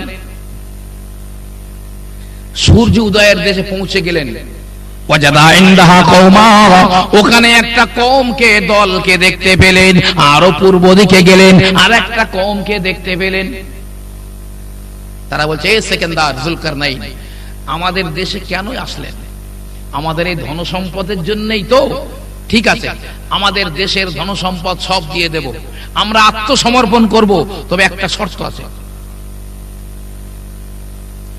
ইয়াজুজ মাজুজ আমাদের উপরে প্রচন্ড অত্যাচার করছে, যদি ওদের অত্যাচারটা বন্ধ করে দিতে পারেন তাহলে আমরা আত্মসমর্পণ করব। সেকেন্দার জুলকারনাইন দীর্ঘ একটা পথ, দুই দিকে লোহার চাদর আর মাঝখানে সীসা গলাই করে ঢালাই করে একটা প্রাচীর দিয়েছিলেন। কমপক্ষে 12,000 কিলোমিটার, কেউ কেউ বলেছেন 1200 কিলোমিটার, আর চওড়াই হচ্ছে 600 কিলোমিটার, এমন একটা পাঁচিল তৈরি করে দিয়েছিলেন। ইয়াজুজ মাজুজ তার মধ্যে আবদ্ধ হয়ে গেল, আর বেরোতে পারে না। কিতাবের মধ্যে লেখা রয়েছে, ওই ইয়াজুজ মাজুজের দলেরা বাইরে আসার জন্য তারা ওই দেয়ালের গায়ে পিঠ ঘষাঘষি করে কিংবা জিভ দিয়ে চাটে, সারাদিন চেটে চেটে পাতলা হয়ে যায়। সন্ধ্যাবেলা ওরা খুব দুর্বল হয়ে পড়ে, বলে আজকের আর হবে না, চল কালকের ঠিক বেরিয়ে পড়বো। সকালবেলা এসে দেখে যেরাম মোটা ছিল সেরাম মোটা হয়ে গেছে। আবার সারাদিন চাটে, সন্ধ্যাবেলায় পাতলা হয়ে যায়, একটুখানি ঘা দিলেই হয়ে যায়, কিন্তু এত দুর্বল হয়ে যাবে, বলবে আজ আর হবে না, চল কাল হবে। এই করে করে করে করে ওই সময়ে একদিন সন্ধ্যাবেলা ওরা বলবে, চল চল চল, আজ আর হবে না, আগামীকাল আমরা বেরিয়ে পড়বো গো। হঠাৎ করে একজনে বলবে, না না এমন করে বলো না গো, বরং তোমরা বলো ইনশাআল্লাহ আগামীকাল আমরা বেরিয়ে যাব। কোরআন পাকে রব্বুল আলামিন বলেছেন, তোমরা যখন আগামীকাল কোনো কাজ করার জন্য বলবে, তখন তোমরা বলবে ইনশাআল্লাহ আগামীকাল এই কাজটা করব। ওই দিন ইয়াজুজ মাজুজের দলেরা তারা ইনশাআল্লাহটা বলবে, সকালবেলায় সে দেখবে আর পাঁচিলটা মোটা হয় না, যেমন পাতলা ছিল তেমন পাতলা রয়ে যায়। একটু জিভ দিয়ে বা পেট দিয়ে ঘষার পরে ওই প্রাচীরটা ভেঙে যাবে। ওরা বেরিয়ে পড়বে, প্রথম দল বেরিয়ে দুনিয়ায় যত মানুষ থাকবে মানুষের বুক চিরে রক্ত পান করবে, হিংস্র, বিশাল হিংস্র। দ্বিতীয় দল বার হবে, দুনিয়ার বুকে যত পানি রয়েছে, সাগরের পানি, নদীর পানি, খালের পানি, বাবা দুনিয়ার পানিগুলো পান করে শেষ করে দেবে। তৃতীয় দল বেরিয়ে বলবে, শুনেছিলাম নাকি দুনিয়ায় পানি ছিল, কই তো দেখা যায় না। তারপরে ওরা গাছপালা খেয়ে ফেল দেবে। এর পরের দল বেরিয়ে বলবে, হ্যাঁ শুনেছিলাম দুনিয়ায় অনেক কিছু ছিল, তা সে কই, এরা আর কিছু পাবে না। এরা চিন্তা ভাবনা করবে, এরা সংখ্যায় কত। আমি আপনাকে একটা কথা বলি, সংখ্যায় কত হতে পারে। আল্লাহ নবী মদিনার মসজিদে সাহাবাদের বলেছিলেন, ও সাহাবারা, কিয়ামতের মহাময়দানে আল্লাহ রাব্বুল আলামিন মানুষদের আদমকে বলবেন, ইয়া আবাল বাশার, ও মানুষদের বাবা, ও মানুষদের আব্বা আদম, যারা জাহান্নামে যাবে আর যারা জান্নাতে যাবে এদের ভাগ করে দাও। আদম আলাইহিস সালাম বলবেন, আল্লাহ হাজারে কতজনা জাহান্নামে যাবে গে আর কতজনা জান্নাতে যাবে? আল্লাহ বলে দেন। আল্লাহ বলবে, আদম 1000-এর মধ্যে 999টা মানুষ জাহান্নামে যাবে গে আর একটা মানুষ জান্নাতে যাবে। 1000-এর মধ্যে 999টা জাহান্নামে আর একটা জান্নাতে ভাগ করে দাও। রাসূলের সাহাবারা কাঁদেন, নবীর সাহাবারা কাঁদেন, ইয়া রাসূলুল্লাহ, তাহলে জান্নাতে মনে হয় আমাদের আর যাওয়া হবে না, আর মনে হয় জান্নাতে যাওয়া হবে না। রাসূল বললেন, কেঁদো না, কেঁদো না বাবা, ইয়াজুজ মাজুজের দলকে আল্লাহ এত বিশাল করেছেন, যদি 999 খানা ইয়াজুজ মাজুজকে জাহান্নামে দেওয়া যায় আর একটা মুসলমানকে যদি জান্নাতে দেওয়া যায়, মুসলমান আর খুঁজে পাওয়া যাবে না, অথচ ইয়াজুজ মাজুজের দল তখনও রয়ে যাবে। আর এমনি পৃথিবীতে কিন্তু বেঈমান কাফের এগুলো তো এক্সট্রা, এরা তো রয়েছে। মুসলমান জাহান্নামে থাকবে না ইনশাআল্লাহ। একটু ঈমানটা নিয়ে গেলে পারলেই হয়, বাস। আল্লাহ কোনো ওসিলা করে পার করে দেবেন।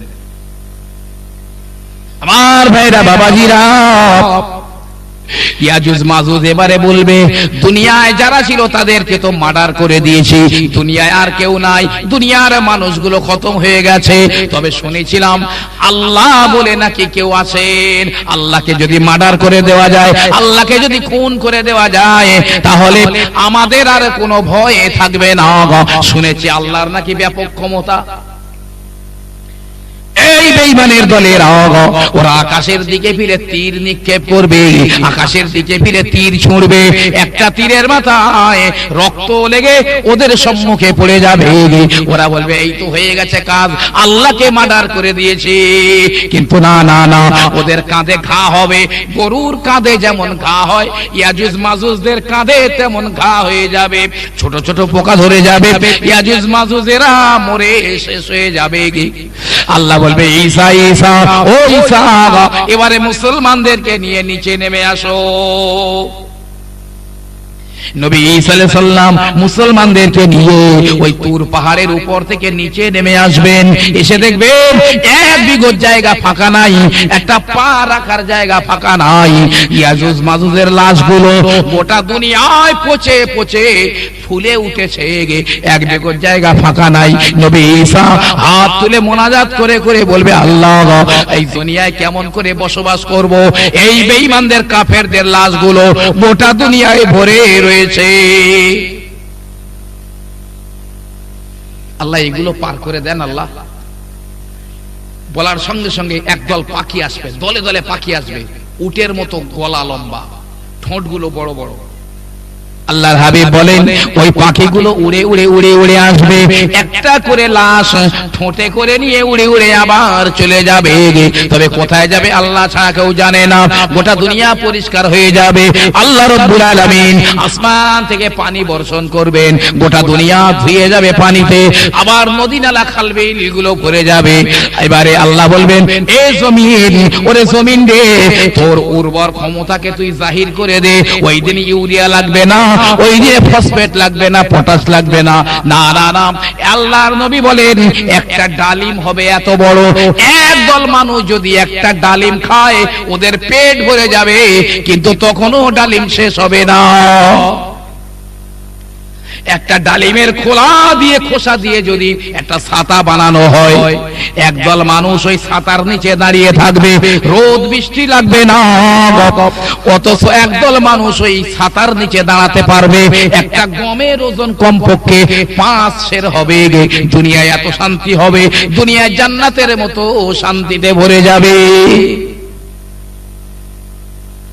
আমার ভাইরা, নবী ঈসা আলাইহিস সালাম বাবা 40 বছর রাজত্ব করবেন। 40 বছর পরে নবী ঈসা ইন্তেকাল হয়ে যাবেন। আল্লাহর নবীর কবরের পাশে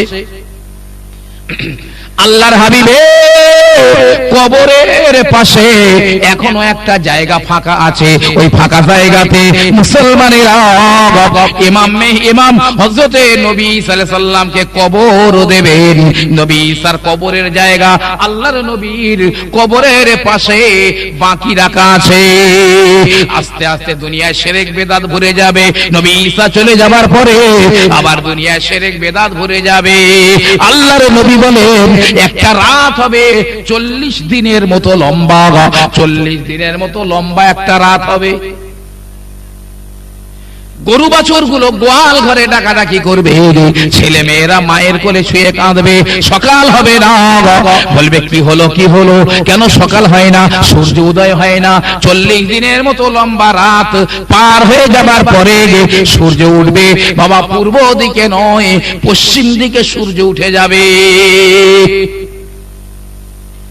নবী বলেন ও সাহাবারা, ওই পশ্চিম দিকে সূর্য উদয় হয়ে সূর্য মাথার উপর পর্যন্ত চলে আসবে, আর পূর্ব দিকে যাবে না, যাবে না। ওখান থেকে আবার পশ্চিম দিকে অস্ত চলে যাবে। তওবার দরজা বন্ধ হয়ে যাবে।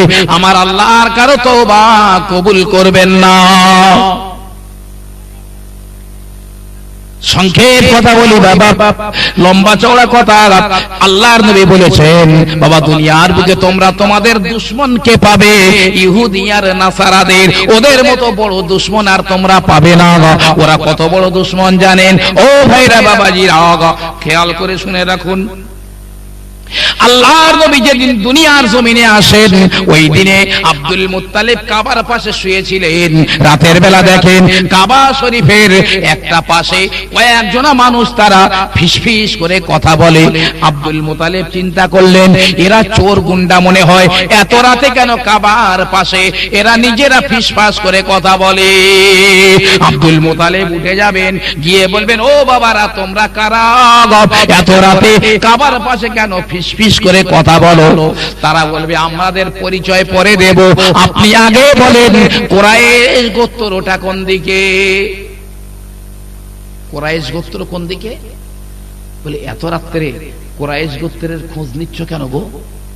বলে, জানেন না জানেন না, এই কুরাইশ গোত্রের মধ্যে আজ একটা ছেলে সন্তান হয়েছে, উনি হলেন আখেরি নবী, নবী মুহাম্মদুর রাসূলুল্লাহ। তাই আমরা আতুর ঘরে ওই মুহাম্মদকে কতল করার জন্য এসেছি। আমরা হলাম জাতে ইহুদি।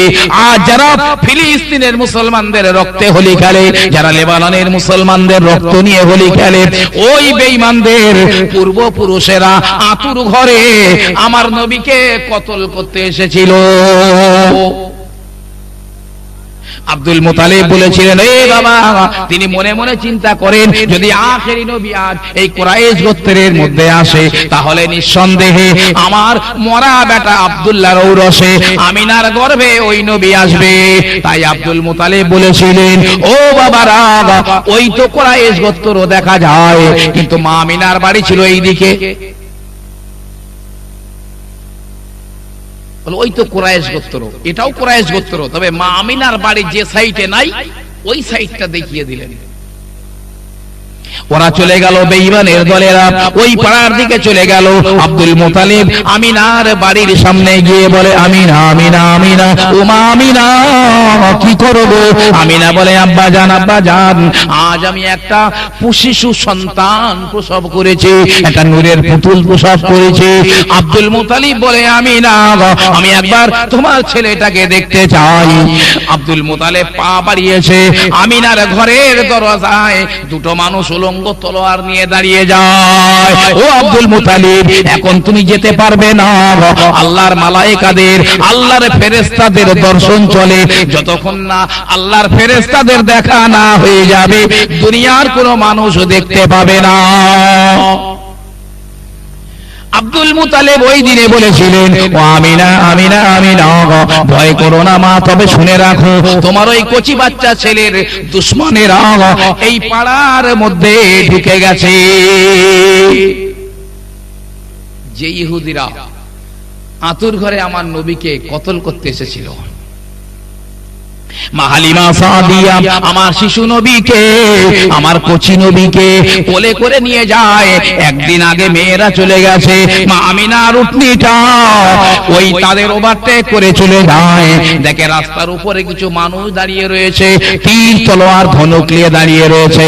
মা হালিমা সাদিয়া চিন্তা করলেন, এরা আমাদের বন্ধু হতে পারে না, এরা আমাদের দুশমন। তাই মা হালিমা পিছনে কাফেলার মেয়েদের ডেকে ডেকে বলে, এ বনু সাদ গোত্রের মেয়েরা, একটু তাড়াতাড়ি করে চলে এসো, আমরা শত্রুর সম্মুখীন হয়েছে।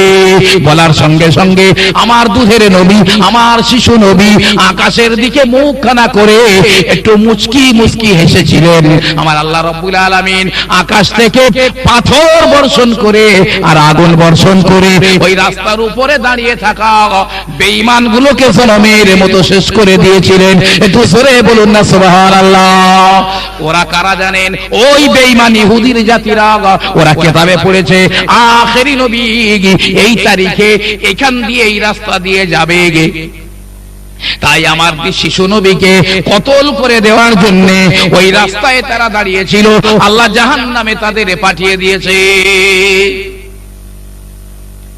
মা হালিমার বাড়িতে আল্লাহর নবী গেলেন, ওখানেও ইহুদিরা চেষ্টা করেছিল। মা আমিনার সঙ্গে আমার শিশু নবী মদিনায় গিয়েছিলেন, ওখানকার ইহুদিরাও আমার নবীকে ওরা কতল করার জন্য এসেছিল। ও ভাইরা আমার, সংক্ষেপ করে বলি, আল্লাহর নবী ইন্তেকাল হয়ে গেলেন, আল্লাহ রাসূল ইন্তেকাল হয়ে গেলেন, তবু ওই বেঈমানের দলেরা আমার নবীর সঙ্গে চরম বিশ্বাসঘাতকতা করেছে। দাজ্জাল নিজে ইহুদি। দাজ্জাল কোন বংশের মানুষ?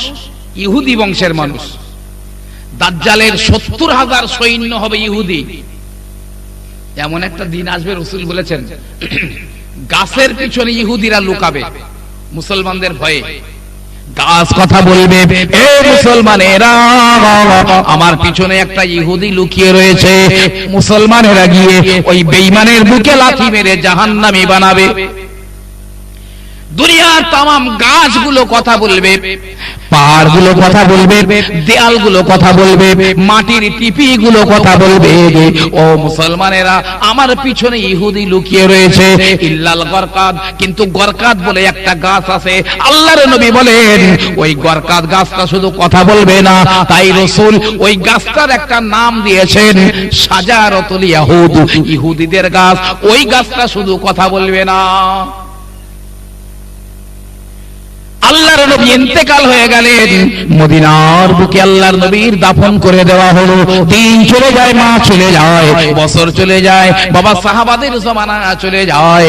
ওই বাগদাদ শরীফের মধ্যে একজন বাদশা ছিলেন, যে বাদশার নাম হলো বাদশা নূরউদ্দিন জঙ্গি রহমাতুল্লাহ আলাইহি। ওই বাদশা নূরউদ্দিন জঙ্গি বাবা বড় আল্লাহর ওয়ালা ছিলেন, তাহাজ্জুদের নামাজ কাজা হতো না। একদিন রাত্রের বেলা বাদশা নূরউদ্দিন স্বপ্ন দেখেন, আল্লাহর নবী দুটো মানুষ সঙ্গে করে নিয়ে স্বপ্নের মাধ্যমে হাজির হয়ে যায়। আল্লাহর হাবিব বলেন, এ নূরউদ্দিন, বাবা আমি তোমার নবী মুহাম্মদুর রাসূলুল্লাহ।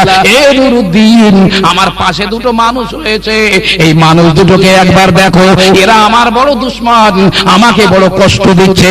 ও নূরউদ্দিন, তাড়াতাড়ি করে এদের অ্যারেস্ট করে এদেরকে উপযুক্ত শাস্তি তুমি দিয়ে দাও। ঘুম ভেঙে গেছে নূরউদ্দিন জঙ্গি। আল্লাহ, রাসূলের স্বপ্ন তো সত্য, মিথ্যা হয় না।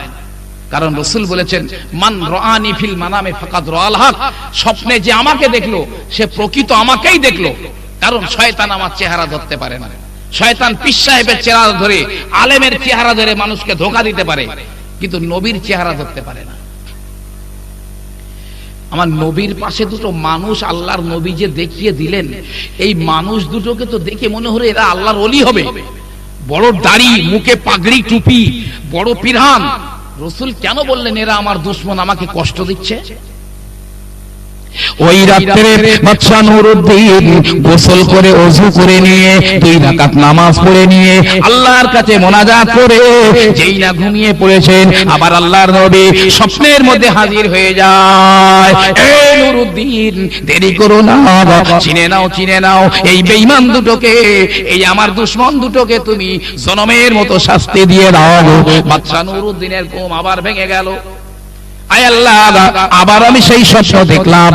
আবার গোসল করলেন, আবার ওযু করে নিলেন, 2 রাকাত নামাজ পড়ে আবার যেই না ঘুমিয়ে পড়েছেন, আবার আল্লাহর নবী ওই দুটো মানুষকে দেখিয়ে বলে, বাবা নূরউদ্দিন, আর দেরি করলে হবে না, তাড়াতাড়ি করো, এরা আমাকে বড় কষ্ট দেয়। ঘুম ভেঙে গেল। ফজরের নামাজ পড়ে নিয়ে কাউকে ডাকলেন না। বাদশা নূরউদ্দিন দৌড়ে দৌড়ে প্রধানমন্ত্রীর বাড়ি চলে যান। প্রধানমন্ত্রীর নাম হলো জামাল উদ্দিন। এ প্রধানমন্ত্রী জামাল উদ্দিন, একটু তাড়াতাড়ি করে বেরিয়ে এসো। কি আপনি? আমি নূরউদ্দিন জঙ্গি। জামাল উদ্দিন প্রধানমন্ত্রী তাড়াতাড়ি বেরিয়ে আসে। হুজুর, আপনি কেন একা একা আসেন, এত ভোরে ভোরে আসেন, কি দরকার পড়লো, কেন আমাকে খবর দিলেন না? বাদশা নূরউদ্দিন বলেছিলেন, ও প্রধানমন্ত্রী জামাল উদ্দিন, আজ রাতে আল্লাহর নবী এমন দুটো মানুষকে আমার দেখিয়ে দিয়ে বলেছে আমার বড় কষ্ট দিচ্ছে, এরা আমার দুশমন, এদের উপযুক্ত শাস্তি দাও। আমি তো দেখে মনে করেছিলাম ওই লোক দুটো আল্লাহর ওলি হবে। প্রধানমন্ত্রী বললেন, ও বাদশা নুরউদ্দিন জঙ্গি, আপনি দেরি করবেন না, মদিনায় চলে যান। আমার মনে হয় আল্লাহর নবীর কবরের আশেপাশে, আল্লাহর হাবিবের রওজার আশেপাশে কোন সিরিয়াস কিছু ঘটতে চলেছে।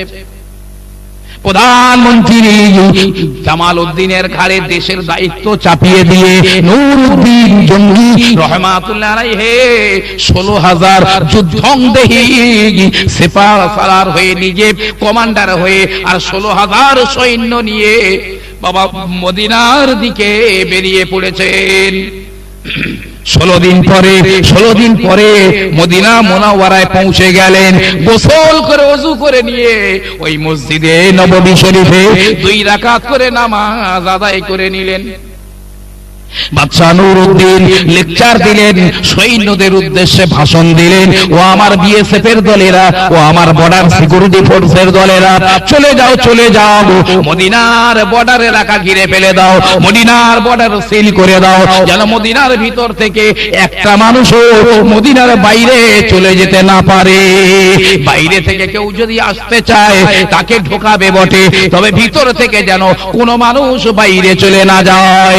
16,000 বিএসএফের দলেরা তারা মদিনার সীমান্ত এলাকা ঘিরে নেয়। শুক্রবারের দিনে, জুমার দিনে বাদশা নুরউদ্দিন জঙ্গি মদিনার মানুষদের জুম্মার দিনে ভাষণ দিচ্ছেন। এ মদিনার মানুষেরা, ওই ইসলামের মানুষেরা, ও আমার নবীর দেশের মানুষেরা, আমি নুরউদ্দিন জঙ্গি বলছি, আমার জীবনের চেয়ে আমি এই মদিনার ধুলোবালিগুলো বেশি ভালোবাসি। আল্লাহর নবীর কদম মোবারক যে জমিনে পড়েছে, আল্লাহর নবী যে জমিনে ঘুমিয়ে আপনার কিনা আরাম করছেন শুয়ে, ওই মদিনার ধুলোবালি আমার জীবনের চেয়ে বেশি ভালোবাসি। তাই আমার নবীর দেশের মানুষগুলোকে আমি একসাথে খাওয়াতে চাই। আমি দাওয়াত করে দিলাম, আমি নিমন্ত্রণ করে দিলাম। মদিনার মানুষেরা বাদশা নুরউদ্দিন জঙ্গির দাওয়াতটা কবুল করে নিয়েছেন। বিশাল প্যান্ডেল তৈরি হলো, একদিকে রান্না হয়, উট জবাই হয়, দুম্বা বকরি জবাই হয়, রান্না হয়, আর মদিনার মানুষেরা মেহমান হয়ে বাদশা নুরউদ্দিন দাওয়াতে চলে আসে, খাওয়ার জন্য প্যান্ডেলে চলে আসে। মেন গেটে, সদর গেটে বাদশা নুরউদ্দিন দাঁড়িয়ে রয়েছেন, ঘুমান না, আরাম করেন না। যত মেহমানেরা ওই প্যান্ডেলের মধ্যে চলে আসে, সবার মুখের দিকে তাকিয়ে তাকিয়ে দেখেন, সবার মুখের দিকে তাকিয়ে দেখছেন আল্লাহর নবী এক রাতে 3 বার যে দুটো মানুষকে দেখিয়ে দিয়েছেন, ওই দুটো মানুষকে দেখা যায় নাকি?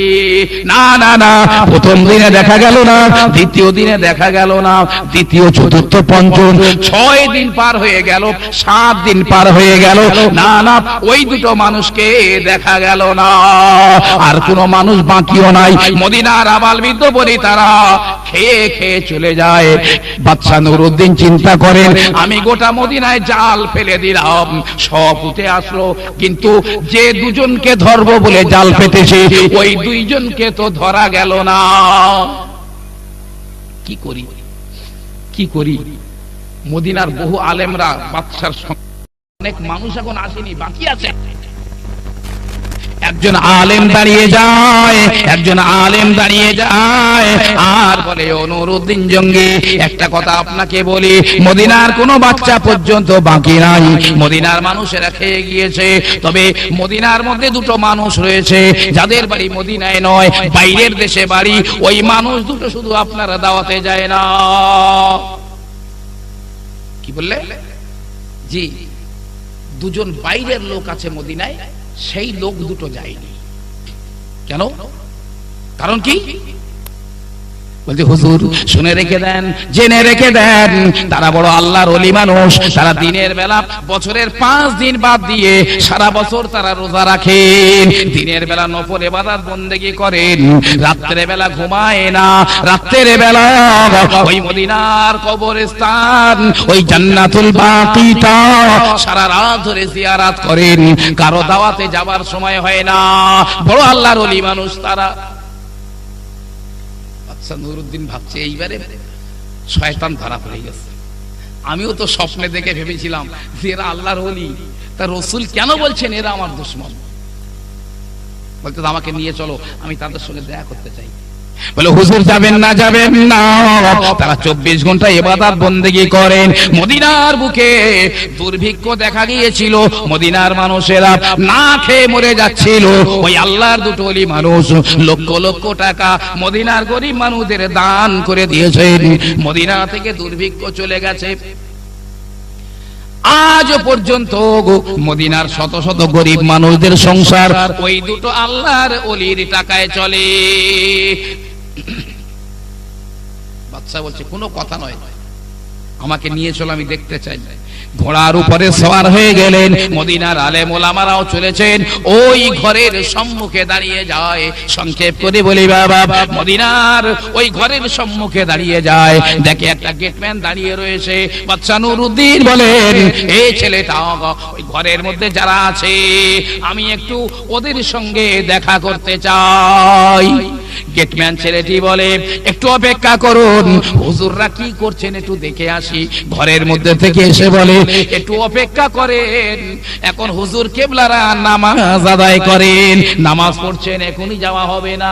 কিন্তু নুরুদ্দিন জঙ্গির ধৈর্যের বাঁধ ভেঙে গেছে, তিনি আর থাকতে পারেন না, কারো হুকুমের পরোয়া করলেন না, গড়গড় করে ঘরের মধ্যে উঠে চলে গেলেন। মদিনার আলেমেরা বড় মনক্ষুণ্ণ হয়ে যান, কিন্তু কিছু করার নাই, তারাও বাচ্চার পিছনে পিছনে ওই ঘরের মধ্যে চলে যায়। দেখে একজনা তখন নামাজ পড়ছে, আর একজনা মোনাজাত করছে, কেঁদে কেঁদে মোনাজাত করে হুজুরে কলবের সঙ্গে, আর একজনা নামাজ পড়ে। বাচ্চা নুরুদ্দিন ঘরের মধ্যে ঢুকে চেহারার দিকে তাকিয়ে দেখেন, আগে এই তো সেই দুটো মানুষ, আল্লাহর নবী আল্লাহর রাসূল এক রাতে তিনবার যে দুটো মানুষকে দেখিয়েছিলেন। এই নামাজের সালাম ফিরিয়ে দে, এই মোনাজাত শেষ কর। মদিনার আলেমেরা বলছে, ছি ছি ছি, এ কি বাচ্চা, একটু সৌজন্য বোধ নেই যার, সে আবার বাচ্চা। এত করে বললাম আল্লাহর ওলিয়েরা, কিন্তু কিছু বলতে পারছেন না। নামাজের সালাম ফিরিয়ে দিয়ে দিয়েছে, একজনা মোনাজাত খতম করে দিয়েছে। বাচ্চা নুরুদ্দিন বলে, বল তোদের বাড়ি কোথায়? মদিনায় তোরা কেন গো, কেন আমার দাওয়াতে যাস না? বলে, ও বাচ্চা নামদার, আমাদের বাড়ি মদিনায় নয়, বাড়ি হলো আমাদের জার্মানে। আমরা হজ করতে এসেছিলাম, হজ করার পরে মদিনায় আল্লাহ নবীর রওজা জিয়ারত করার জন্য এসেছিলাম, আর মদিনা থেকে যেতে পারি না। আল্লাহ নবীর মহব্বতে, আল্লাহ রাসূলের ভালোবাসায় আজ মদিনায় 3 বছর হয়ে গেল। ওই রওজা শরীফ থেকে একটু বরকত নেওয়ার জন্য আমরা আজ 3 বছর মদিনায় রয়েছি। না না না হুজুর, দিনের বেলা রোজা রাখি আর আল্লাহর ইবাদত বন্দেগী করি, রাতের বেলায় জান্নাতুল বাকি কবরস্থানটা জিয়ারত করে কাটাই, কারো দাওয়াতে যাওয়ার সময় হয় না। বাচ্চা নুরুদ্দিন ভাবছে, শয়তানিটা না ধরতে পারলে তো কিছু বলাও যাচ্ছে না। ঘরটা 2 কামরা বিশিষ্ট ঘর, বলেই ওই 2 নম্বর ঘরটা একটু দেখবো,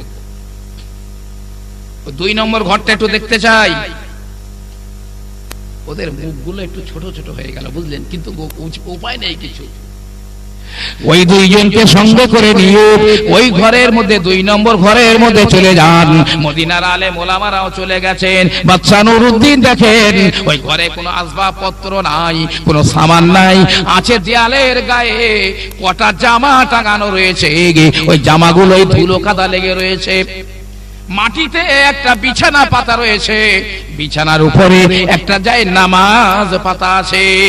বাচ্চা নুরুদ্দিন ভাবেন, এদের জামা কাপড় গুলো ধুলো বালি কেন লাগা আছে? এরা তো মাঠে নাঙল চষে না, কোদাল কোপায় না, কবর জিয়ারত করে। কবর জিয়ারত করতে গেলে তো কবরের উপরে গড়াগড়ি দিতে হয় না, তবে কেন এদের জামা কাপড়ে ধুলো বালি লেগে আছে? বিছানাটা সরিয়ে দিয়ে, বিছানা সরিয়ে দিয়ে দেখছে মাটির উপর একটা পাথর বসানো আছে বিছানার নিচে।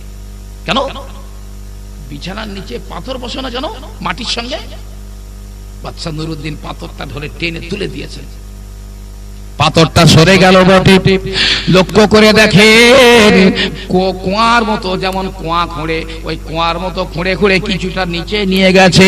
ওই নিচে থেকে আন্ডারগ্রাউন্ডের ভিতর দিয়ে আল্লাহ রাসূলের রওজার দিকে সুড়ঙ্গ কেটে নিয়ে গেছে। আল্লাহ রাসূলের রওজার দিকে সুড়ঙ্গ কেটে কেটে নিয়ে গেছে। মদিনার আলেম ওলামারা ওদের চোখগুলো কপালে উঠে যায়, কি সর্বনাশ!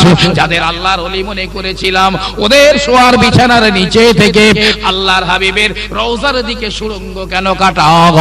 ভাই আমার, বাবাজিরা আমার, আমি আপনাকে বলে দিতে চাই, ওই সময় বাদশা নুরউদ্দিন বললেন, যা যা যা, কে আছিস রে? এই বেঈমান দুটোর হাতে শিকল পরিয়ে মদিনার মসজিদে নববীর সম্মুখে নিয়ে চল। হাতে শিকল পরিয়ে নিয়ে যাওয়া হলো মদিনার মসজিদে নববীতে। মদিনায় খবর হয়ে গেছে যে সেই দুটো আল্লাহর ওলি ভাবতাম যাদের, তাদের ঘরে শোয়ার বিছানায় থেকে রাসূলুল্লাহ রওজার দিকে সুড়ঙ্গ কাটা।